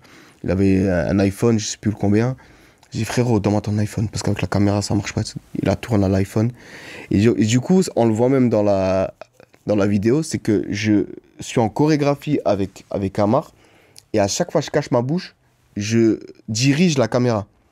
Là, je fais tourne. Descends. Arrive, tu vois, et tu peux le voir des fois. Et ça a duré, vraiment une bonne après-midi. Ils en pouvaient plus de moi parce que c'était 2 minutes, mais à chaque fois qu'on regardait la vidéo, il y avait des défauts. J'ai dit, on refait les gars, s'il vous plaît, on refait. Parce que j'avais vraiment une idée claire en tête. Je savais exactement ce que je voulais, tu vois. Donc on l'a refait. La toute dernière, parce qu'ils en pouvaient plus, je te jure, je suis très casse-couille. Quand je veux quelque chose, par contre, et que c'est vraiment dans ma tête, c'est comme ça. L'artiste à son maximum. Horrible, ouais, je suis horrible, vraiment. On arrive à la dernière. C'est la toute dernière. Enfin, c'est la toute dernière, c'est la 10e toute dernière déjà, tu vois. Et à la fin, ils disent, les gars, il faut vraiment que je récupère mon téléphone, il faut que j'y aille, etc. Ils en pouvaient plus. Et en fait, la dernière, j'ai éclaté. J'ai dit, bon, vas-y, c'est pas grave. Vas-y, envoie-moi quand même celle-ci et on verra ce qu'on fera, tu vois. Je rentre, etc. Frustré, à la mort. J'arrive le soir et tout, je regarde la vidéo, je vois tous les défauts. Et je les rappelle. Je dis, les gars, s'il vous plaît, demain, on en refait une dernière. Une dernière, s'il vous plaît, demain. C'est mes potes. Tu vois. Bon, vas-y. Le lendemain, on arrive. La même compo, le même lieu exactement. One shot. One shot. On a regardé. Bon, aujourd'hui, tu vois encore des petits défauts, mais elle était 1000 fois mieux que celle que tu vois. La veille au soir. Les gars, c'est bon. Merci beaucoup. Franchement, allez, vas-y, on se capte, on s'attrape. Le dimanche soir, je la poste sur Facebook. Ça commence à partir en cacahuète. Message de fou, 100 000 vues, 200 000 vues. On s'appelle avec Amar. J'ai dit, frérot, c'est une dinguerie. Viens, on regarde plus et on se rappelle demain. On se rappelle le demain, millions. Et là, ça a été la naissance de quelque chose d'incroyable. En avril 2017. Et c'est quoi l'étape juste d'après? Il y a plusieurs étapes déjà, et je pense que c'est dans ma façon d'être, je reste jamais sur un acquis. Je vois toujours, ok, on a ce produit-là, qu'est-ce qu'on en fait, où on va, c'est quoi qu'est-ce que je vais créer d'autre après, tu vois. Ça a marché, ok, faut voir l'après après, tu vois. Donc la deuxième vidéo, je l'ai fait avec ma fille, elle avait 5 ans à l'époque, d'accord. Ta grande, hein. Ouais, exactement. Et du coup, où j'utilise un miroir, parce que j'avais déjà fait des vidéos avec des miroirs, etc., qui n'ont pas forcément buzzé plus que ça. Mais là, je sentais que c'était le bon moment, vraiment, avec les éléments de la caméra qui suit, du noir et blanc, des musiques un peu, tu sais, poétiques. Je suis sorti du hip-hop, tu vois ce que je veux dire? Donc, je fais cette vidéo avec ma fille, c'est ma femme qui filme, c'est ma femme que je guide, tu sais, en poste. Boum. Mais vraiment explosion. Du coup, on me contacte pour des marques. À la base, c'était une marque de GPS japonais, je m'en rappelle. Ça s'est pas fait au final parce que ça a explosé tellement vite. J'ai zéro structure. Ouais, c'est ça. Je sais pas quoi faire. Tu sais pas quoi faire. Tu vois? Tu sais pas combien faire payer ça. Mais oui, T'en as aucune idée. je sais rien. Je sais rien du tout. C'est qu'après qu'on nous dit mais il te faut un manager, Ouais. il te faut une prod, Ouais. il faut faire tes cachets. Mais c'est Ouais. quoi, tu vois? Caché. C'est caché pour dormir, quoi. Mais ouais, c'est quoi tout ça? Tu vois ce que je veux dire? Donc là, Zéro construction. Et donc là, tu fais un peu de la merde. Hein. Tu trouves pas les meilleures personnes. Ouais. Tu, Oui, forcément. on va dire ça comme ça. Hein. C'est pas un moment. Tu pourrais vivre mieux que ça. Tu fais les mauvais deals. Mhm. Avant que de trouver, tu parlais tout à l'heure de Claire aujourd'hui. Oui, totalement. Mais il y a, pour arriver à ça, parfois, c'est aussi nos vies. Hein. C'est qu'on on doit faire nos propres erreurs. Alhamdoulilah, c'était le cheminement qu'il fallait faire pour en arriver là. Et donc, c'est quoi la première fois où tu vas vraiment gagner de ton art? Tout à l'heure, tu me parlais de 30 € quand tu vendais un dessin sur Non, Facebook. il y a les... Qu'est-ce qui s'est passé à ce Il y a les moment-là? cachets. Il y a les cachets, il y a l'intermittence. On a la chance d'être en France. Ouais. Tu vois ce que je veux dire? Merci de le dire. Hein. Bah oui, non, sur ça, T'as raison. vraiment, quand je vois on a beaucoup de plans aux États-Unis, là-bas, ailleurs, c'est- même en Asie, etc. T'as rien. C'est dur, hein. Donc là, caché. Mhm. Et c'est quoi le première fois où tu vas vraiment avoir un beau chèque? Qui est le Alors, premier? C'est une marque qui... Non. Tout simple. Bah, dans le cheminement, je fais murmuration avec ma fille. Après, on fait rentrer une troisième personne dans l'équipe. On fait une murmuration à 3. Que je raconte, géométrie variable La à 3. murmuration, c'est 2023. Ça pète aussi. En fait, Ouais. chaque nouveau concept, etc., les gens y suivaient. Ça y est, on nous contacte pour faire Incroyable Talent. Voilà. On fait Incroyable Talent. Ça touche un nouveau public. D'accord? Et après, avec toutes les chorégraphies qu'on a montées, je me dis, les gars, pourquoi on monte pas un spectacle? Tu vois? Donc, on monte un petit 20 minutes, on fait partie d'une petite troupe. Il y a d'autres personnes qui rentrent encore une fois dans la boucle. Après, je saute des étapes, putain. En fait, à chaque fois que je dis un truc, je me dis, ouais, mais il y a ça, ouais, mais il y a ça, ouais, mais il y a ça. Mais il faut une semaine. une journée, je une te semaine jure. de- Mais on s'arrête 2 secondes là-dessus, dans ces cas-là. Tu fais Incroyable Talent. Mhm. Et moi, ce qui m'intéresse, c'est que tu m'as toujours pas répondu quand est-ce que tu as eu vraiment le premier chèque. Hein. Donc, je vais quand même continuer à revenir là-dessus. Mais pendant que tu me dis ça, je t'ai vu faire les Incroyable Talent en France, Oui. aux États-Unis, en Italie, Oui. aux Philippines, Non, c'était Non. en Roumanie. en Roumanie. Ah, d'accord. Philippines, c'était pas ça. Ah, C'était pas d'accord. Incroyable Talent. Ouais, Mais c'est putain, pas t'as regardé jusqu'à Ouais, ça. ouais, on essaie, C'est fou. on travaille bien, on travaille Ok, bien. non, c'était une nouvelle émission qui est sortie. Non, mais voulait, en fait, moi, ce qui m'intéresse, c'est parce que je comprends les États-Unis, c'était 1 million que tu pouvais gagner. Ouais. C'était surtout de te placer, de dire les gars, on existe, c'est nous qui. Ça, c'est nous. Exactement. C'est ça. Hein. Et c'est pourquoi aussi les vidéos sur les réseaux.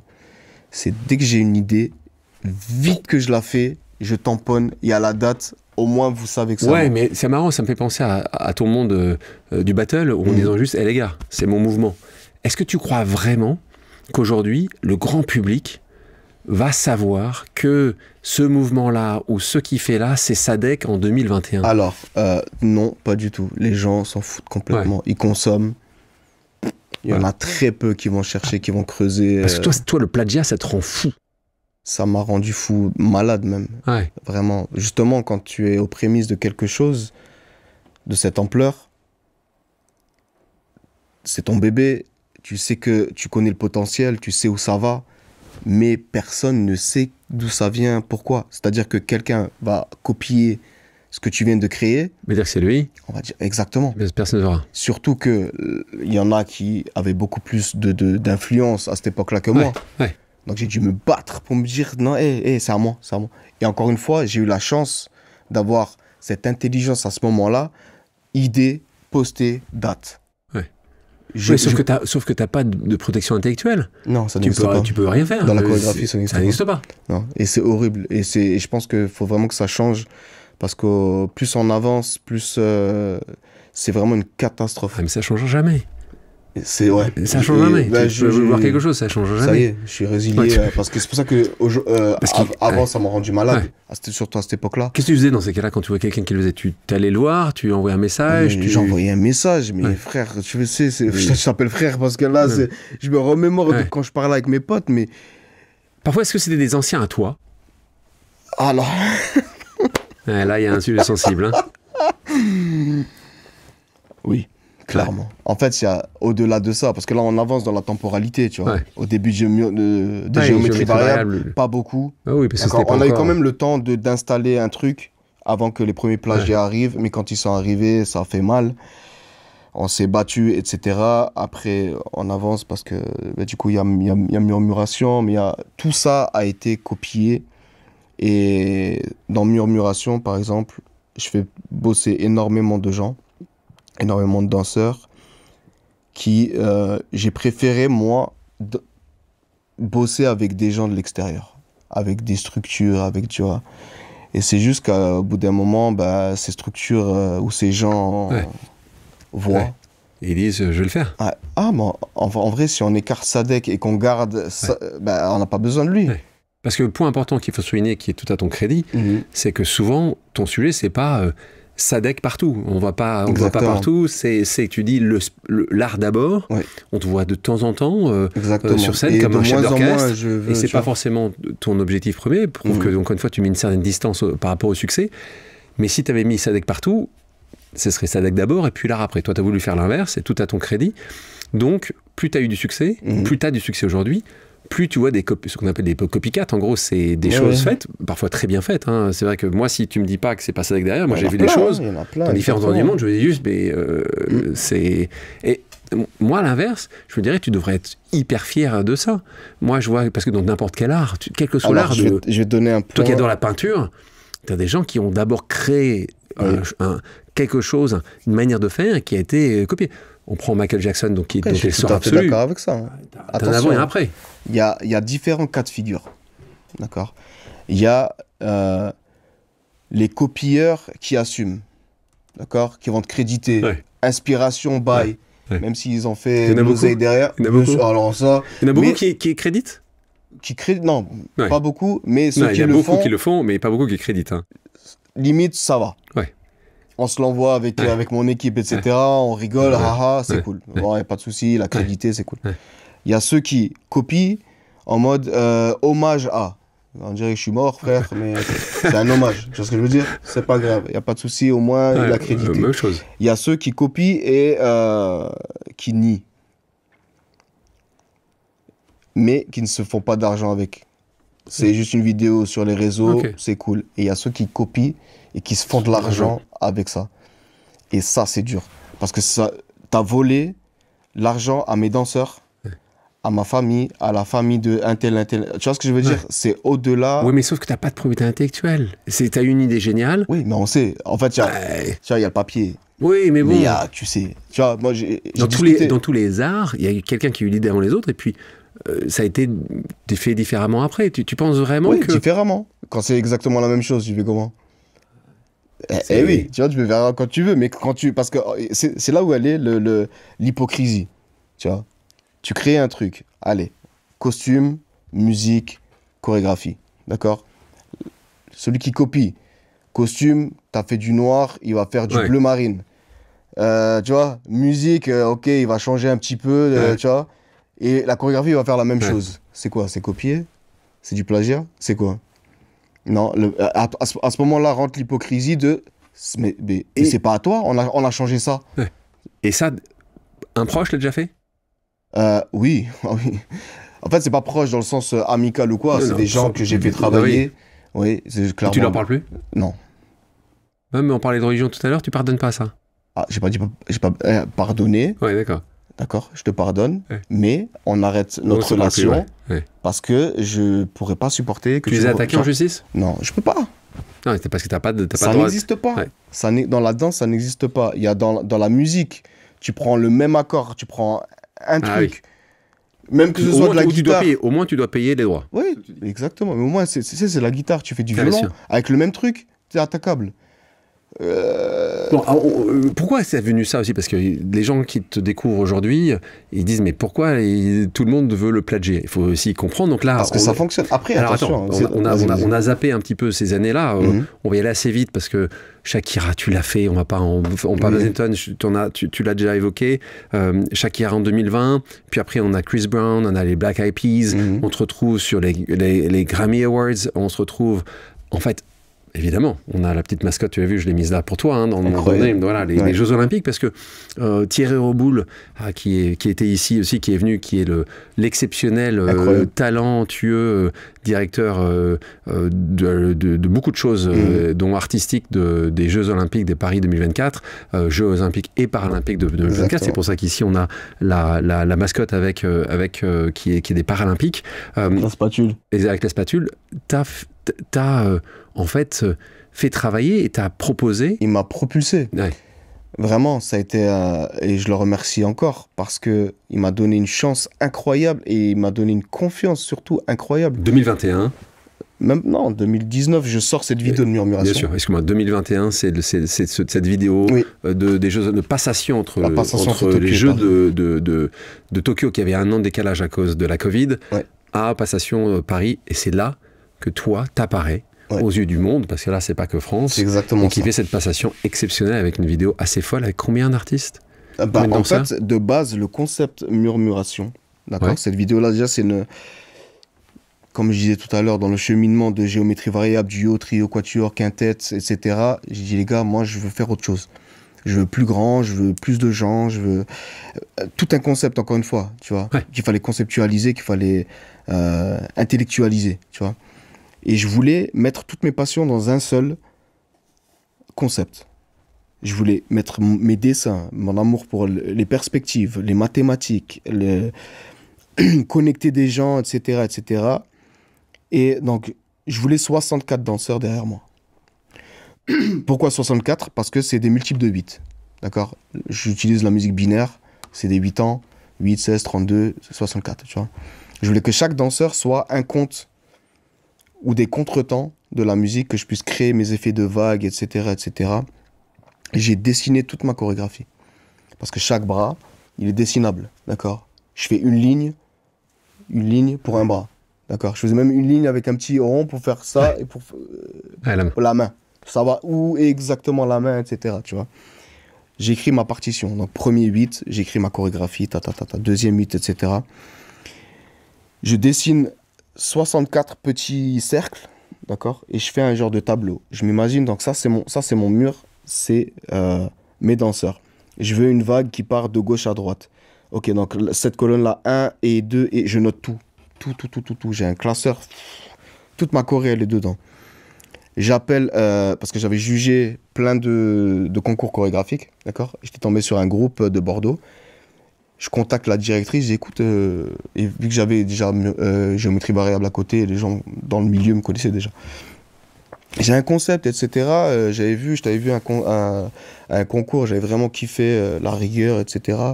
Est-ce que je peux utiliser tes danseurs pour... j'ai un nouveau concept, tu vois, à Bordeaux. Ah, Sadek, ouais, pas de souci et tout, viens quand tu veux, nanana. Je vais là-bas, tu sais, c'est des stages, des stages vraiment t'es rémunéré. Je dis non, je viens gratuit, tu sais. J'ai une idée, je vais faire une vidéo, tu vois. J'arrive, je pose mon cahier, je fais mon truc.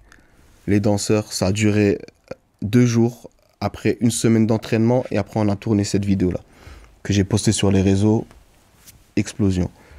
Dans quelle année, je suis content, hein? Dans quelle année? On est en fin 2019. Fin 2020, je dis des bêtises. 2020. Décembre. C'est après Shakira. Oui. Ok. Oui. Donc ça a été assez facile que les gens... te disent tiens. Oui. Ah oui. Oui. Du coup, et là, Thierry Roboul me contacte par rapport à cette vidéo-là. Oui, j'ai vu cette vidéo parce qu'elle avait cartonné. Je suis le directeur de Paris 2024. J'ai vu cette vidéo. Est-ce que ça te dirait de faire ça pour la passation entre Tokyo et Paris? c'était pour moi, bien sûr. Bien sûr et tout, est-ce qu'on peut se voir? À l'époque, j'étais en résidence avec géométrie variable à Châtelet. Donc il vient me rencontrer. J'aime bien son énergie. Tu sais, il est exceptionnel. Il est simple. Il est exceptionnel. Et en fait, j'aime bien. Tu vois. Alors, en parlant d'artiste, c'est un artiste. Hein, il a des idées à la minute, rien n'est impossible. C'est ça. Mais du coup, le courant, il est bien passé. Ouais. Parce que du coup, il y a un brainstorming de trucs. Et du coup, il me dit, mais ça te fait pas peur, tu vois? J'ai dit, mais quoi? J'ai dit, mais non, je veux vraiment faire ça. C'est un truc de fou. J'imagine même, ok, on est à 64, mais il faut un truc plus puissant. Ok, viens, on fait le double, on fait 128, tu vois. Et c'est olympique, paralympique, donc il faut de l'inclusion. Le message, tu vois. Donc toute la première rangée, vu qu'on n'utilise que les bras, ça peut être des gens en fauteuil roulant. C'est ce qui était le cas, une partie en tout cas. Une partie. Forcément, il y a eu des recherches, etc. Mais ça s'est très bien passé. Ouais. Et du coup, il y a aussi derrière moi des gens, forcément, à l'écran tu le vois pas, mais il y a des sourds et muets. Tu vois, un vrai système de fou. inclusif. Et pareil, encore une fois, la question c'est, mais t'es sûr? Oui. Bah vas-y. Non, encore une fois, je te vois justement sur tous ces événements où tu fais venir avec tes danseurs. Donc là, tu as cité tout à l'heure plusieurs fois, d'ailleurs on a cité la murmuration. Tu te retrouves dans un théâtre, tu commences à le faire, une première, puis de plus en plus, et puis ça grandit, puis c'est appelé de plus en plus, puis tu termines à faire des zéniths. Donc encore une fois, toute personne qui nous écoute, surtout regardez, je suis sûr que si c'est pas demain, ce sera après-demain. Il y aura peut-être Sadek qui passera dans votre ville. Tu as de plus en plus de succès, ce qui est le cas aujourd'hui. Donc je me souviens encore, il y a quelques temps de ça, je t'ai vu au Ballon d'Or de France Football également. Donc en fait, on te voit. Plusieurs questions par rapport à ça. Est-ce que tu penses... J'ai certains amis artistes qui me disent parfois il faut s'éteindre pendant une année, pendant 18 mois. Est-ce que toi, tu as envie de ça alors que justement, t'es pas au top et j'espère que tu continueras. Mais est-ce que tu te poses cette question-là? Et comment tu gères les marques qui te demandent... Moi, je me souviens, je t'avais vu pour les 30 ans du bureau de McKinsey. Donc McKinsey, qui est un cabinet de conseil, certainement un des plus grands, des top 3 cabinets de conseil dans le monde.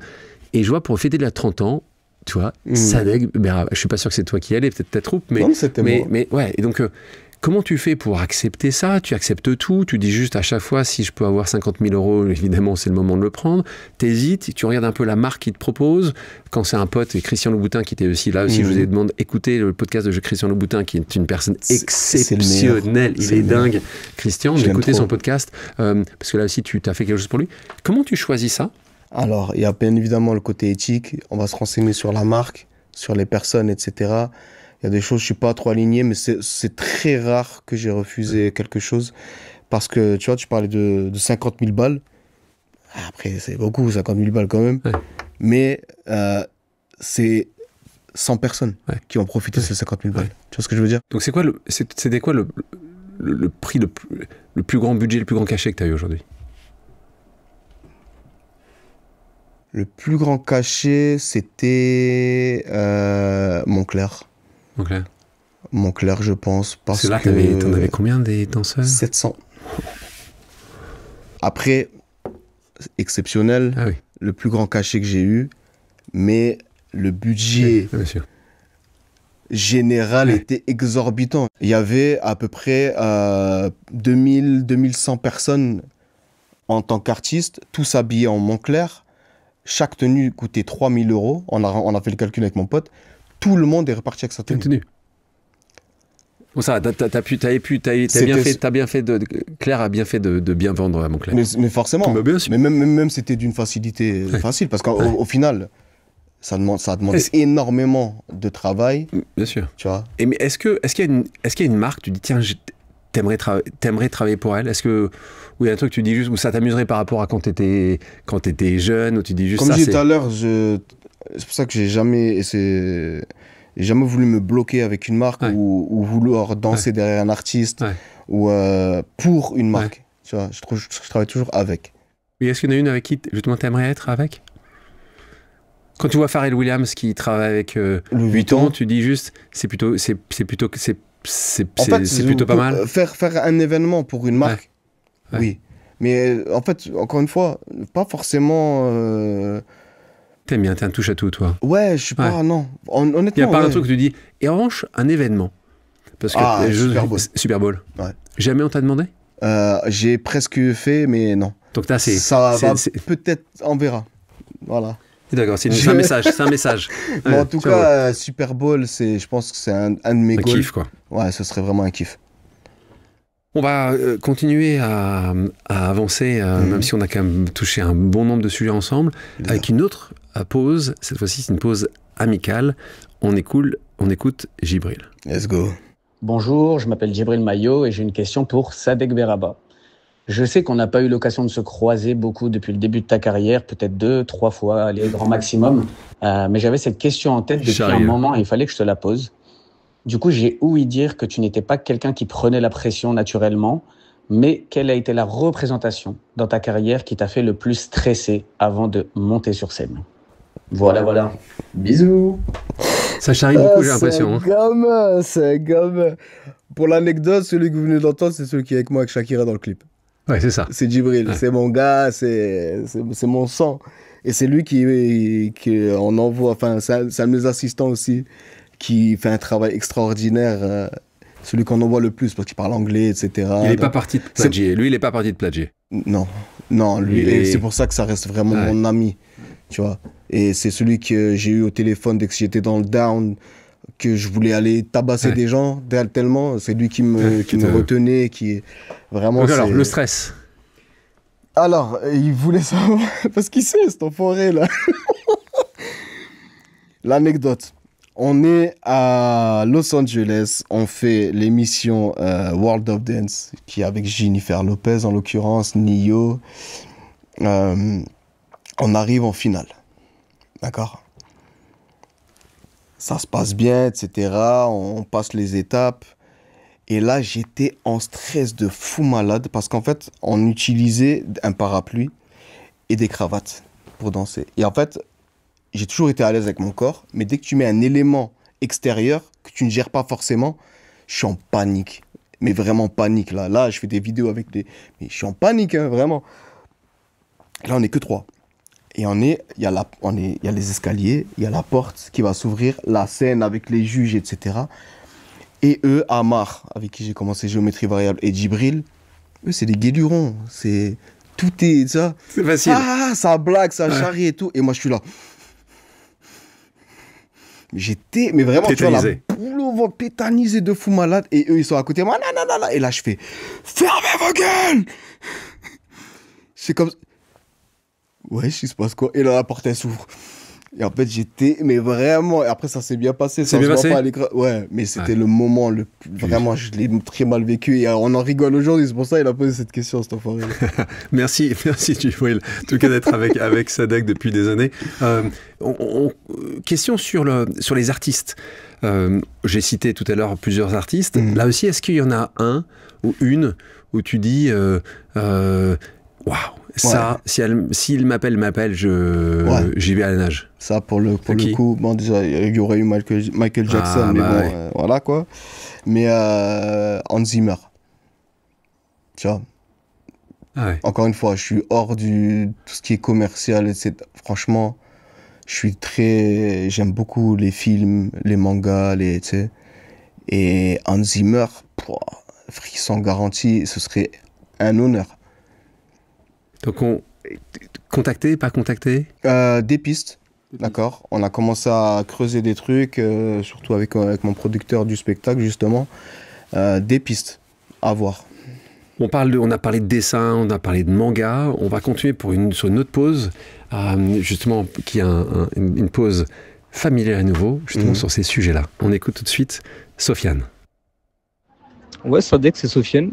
Alors, petite question, maintenant que tu as terminé l'Attaque des Titans, est-ce que tu pourrais nous faire ton top 3 animé all-time et sans être biaisé par la nostalgie?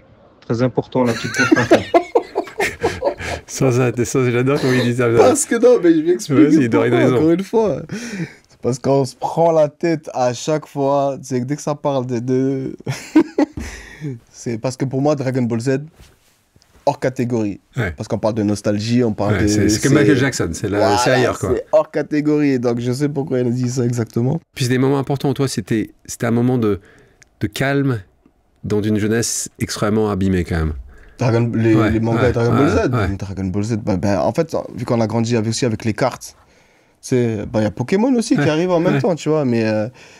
Donc ça, c'est hors catégorie. C'est hors catégorie, vraiment, c'était trop bien. Tu vois, on parlait de ça à la cour de récré, c'était trop bien, tu vois. Donc vraiment hors catégorie, et je dirais même plus, je m'en fous, c'est que même s'il était refait aujourd'hui, ce serait top 1. Facile.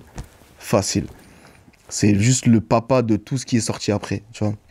Mais mon top 3, je dirais, là, en regardant l'attaque des Titans, SNK, top 1. Ouais, top 1. C'est incroyable. Pour ceux qui ne connaissent pas. C'est incroyable, vraiment. Top 2, vas-y. Full Metal Alchemist Brotherhood. Et en top 3, je dirais Hunter x Hunter. On parle de Sofiane. Ouais. Donc tout à l'heure, on parlait de tes deux frères. Ouais. Merci Sofiane pour ta question. Et à un moment ou un autre où, pourtant vous étiez tellement proches dans justement ce qu'on a compris, une vraie souffrance jeune, et à un moment, ils t'ont plus vu. Ouais. C'est-à-dire quand tu as disparu, et moi je me souviens parce que il y a un très beau documentaire, je conseille à nouveau à ceux qui nous écoutent de le regarder, c'est sur France Télévisions, il s'appelle, tu t'en souviens de ce documentaire ? Le Théorème de Sadek. Le Théorème de Sadek, c'est très beau, vraiment une réussite, je sais pas qui l'a produit ni réalisé. Stéphane Carrel. Mais vraiment classe, donc pour ceux qui veulent plus d'informations sur ta vie, et c'est vrai que ça m'avait étonné ce moment-là où toi tu le disais assez justement, tu dis juste, il disait d'ailleurs, c'était un de tes frères qui avait dit, il a disparu. C'était Sofiane. C'est Sofiane qui dit, il a disparu. J'ai disparu parce que justement cette période où je suis parti dans le sud de la France, plus de nouvelles avec plus personne. Vraiment, j'ai coupé et je voulais aussi de revenir changer. Quoi. Ouais. Et donc Sofiane, lui, habite en Suisse. Oui, maintenant. Voilà, et donc, pas pour des raisons fiscales, hein, rassure-moi. Non, je pense qu'il a kiffé. Vraiment. Il a kiffé la Suisse, c'est un super pays. Et puis ton frère, ton autre frère, il taffe avec toi, puisque c'est lui qui travaille avec toi, et c'est assez génial également, sur tout ce qui est musical. Oui. Donc ça c'est top. On va continuer avec une pause vérité, ça te va ? C'est simple, je vais te poser des questions et tu vas me dire vrai ou faux. Let's go. Easy. Est-ce que tu as déjà improvisé en plein spectacle ? Vrai. Ouais. Tout le temps. Sauf que là, c'est beaucoup plus compliqué quand tu as 64. Tout le temps. Parce qu'en fait, si tu regardes bien, j'ai des éléments où je vais suivre la chorégraphie avec les danseurs et j'ai d'autres éléments où je vais créer quelque chose qui va faire que derrière, ça s'active. Et il y a des éléments où je suis en total freestyle, il se passe rien, c'est moi tout seul et je récupère à chaque fois. Tu regardes tous mes spectacles, c'est-à-dire tu mets face à face la même chorégraphie, je fais jamais la même chose. J'ai déjà pleuré après une performance. Vrai. Et en l'occurrence, c'est sensible. Concert Hans Zimmer, incroyable. Ah oui, c'est ça. Ouais. Et une de tes performances à toi ? Oui. Ah si. Ouais. La danse, c'est plus qu'un métier, c'était une thérapie. Totalement. Encore aujourd'hui ? Oui. Je me considère comme un artiste et un influenceur. Non. Artiste ? Oui, influenceur, non. Non ? Donc, du coup, c'était... à moitié. Ouais, à moitié. La rue m'a appris plus que n'importe quelle école. Bien sûr. Ouais. J'ai déjà dit oui à un projet juste pour l'argent. Oui. De moins en moins ou non ? De moins en moins, mais c'est bien sûr, mais ça reste quand même, oui, bien sûr. Physiquement, parce que ça aussi c'était un sujet que je veux aborder, c'est que c'est quand même très physique, ton métier. Est-ce que tu t'y prépares ? Est-ce que tu as tu parlais tout à l'heure, tu ne fumais pas, tu ne buvais pas, mais est-ce que tu fais quand même un peu de sport ? Bien évidemment. T'es pas extrêmement souple. Ce qu'on pourrait imaginer, c'est que tu es danseur, donc tu es plutôt souple. C'est pas non plus ce qui te caractérise, la souplesse. Donc, est-ce que c'est très fatigant ? Est-ce que c'est énormément d'énergie ? Est-ce que tu as une routine que tu essaies d'avoir ? C'est extrêmement épuisant. Et surtout, selon les plans, tu rajoutes le côté stress. Tu vois, je finis un plan, je suis une loque, je suis un Walking Dead, je suis vraiment, ne parlez plus. Et, mais du coup, il faut quand même avoir une hygiène de vie, surtout avec, tu dis, je suis jeune, mais non, j'ai quand même, l'âge il arrive, tu vois ce que je veux dire ? J'ai plus 20 ans, j'en ai plus 25, j'en ai même plus 30, tu vois ce que je veux dire ? Ça passe bien sûr, bientôt 40, voilà. C'est attention. Hein. Donc tu sens quand même qu'il y a des choses qui changent, tu vois, c'est plus la même, tu récupères plus pareillement. Donc forcément, tu as une hygiène de vie à avoir. Tu dois manger mieux. Tu dois... Fais attention à ce que tu manges. Oui. Tu dors bien. J'essaye. T'essayes. Ça dépend. Encore une fois, je voyage beaucoup. C'est dur, des jet lag, etc. C'est très compliqué. Le sport, je vais à la salle minimum 4 fois par semaine. D'accord. Et c'est un minimum. Hein. Il y a des fois, j'y vais tous les jours. Plutôt muscu, courir. En fait, je fais à chaque fois... non, courir. Non, en fait, je marche ou je vais en vélo ou je cours jusqu'à la salle. C'est ton cardio, ça. C'est mon cardio à ce moment-là.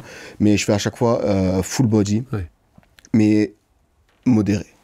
Je vais pas me buter, je veux pas avoir des gros... Tu vois, t'es plutôt costaud. Hein. Ça va. Non, ça va. Alhamdoulilah, Ça ça va. va, tranquille. Merci. Mais Ne rougis pas. Tu fais pas de boxe, jamais. tu fais pas de foot. Si, un peu de boxe. Enfin, j'en faisais... Tu vois, s'il y avait pas eu la danse, peut-être foot, boxe à un moment. Tu vois, surtout quand j'étais avec mon pote Célie, que j'étais mon pote gitan, qui faisait de la boxe. Ouais.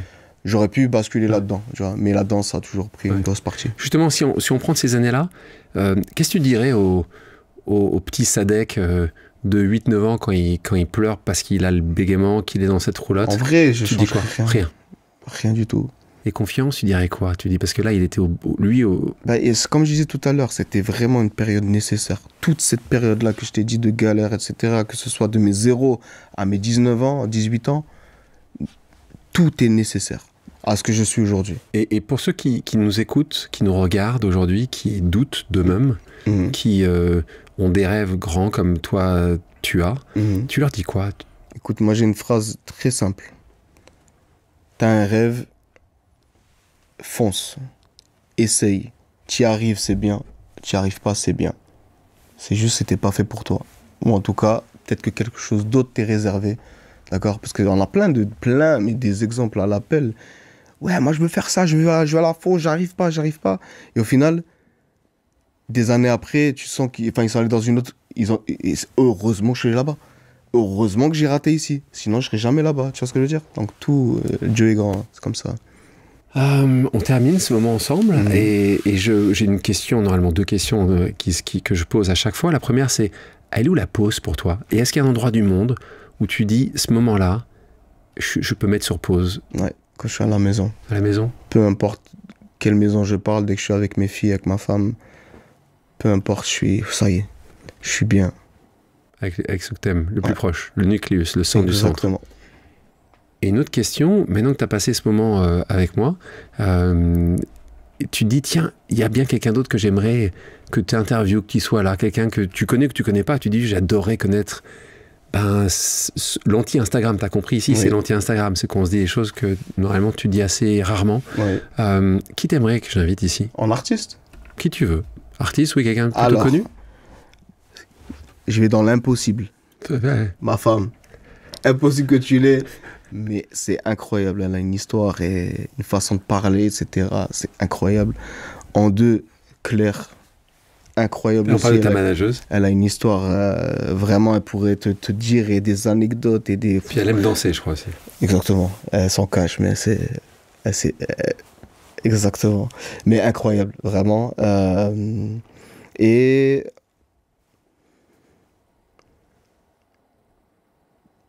Djibril, mon gars aussi. Ton gars. Parce que c'est tes proches, là. Mais en fait, c'est mes proches, mais parce que en même temps, je connais leur histoire et l'intérêt que ça susciterait de les avoir. Sadek, on arrive vraiment à la fin de la fin. Est-ce qu'il y a quelque chose, un message, un truc qu'on aurait dû évoquer ensemble ou est-ce que... Déjà, non, j'ai envie juste de dire merci parce que c'est très rare qu'on m'ait donné la parole aussi longtemps, qu'on m'ait laissé développer des sujets. Là, vous m'avez vu presque pleurer, hein. Voilà, c'est bonhomme, hein. C'est une dinguerie, là, attention, hein. Bon, c'est ma fille aussi, c'est un corps sensible, tu vois. Mais merci beaucoup, c'est juste envie de dire ça, ça fait du bien de pouvoir parler avec du temps. Et merci à toi d'avoir joué le jeu. Je t'avais dit, quand c'est ici, on est vraiment dans le dur du dur, avec une bienveillance évidente. Moi, j'adore ton parcours. Je suis fan, évidemment, de tout ton travail. Moi qui adore la danse, évidemment. Quand je vois ce que tu as réussi à faire, c'est fou. Donc, Sadek, bravo. Et continue à donner cette personne qui est dans la rue, qui n'a pas grand-chose, à éduquer tes enfants pour ça. Merci beaucoup. C'est ça aussi qui est important. C'est que quand on arrive, on sait redonner. Sadek, merci à toi. Merci Alexandre, ça fait plaisir. Merci à tous d'avoir pris le temps de faire une pause avec nous sur RCJ. J'espère que l'émission vous a plu, inspiré ou fait réfléchir. Si c'est le cas, je compte sur vous pour soutenir Pause sur radio-rcj.info ainsi que sur toutes les plateformes d'écoute. À bientôt sur RCJ pour un nouvel épisode de Pause.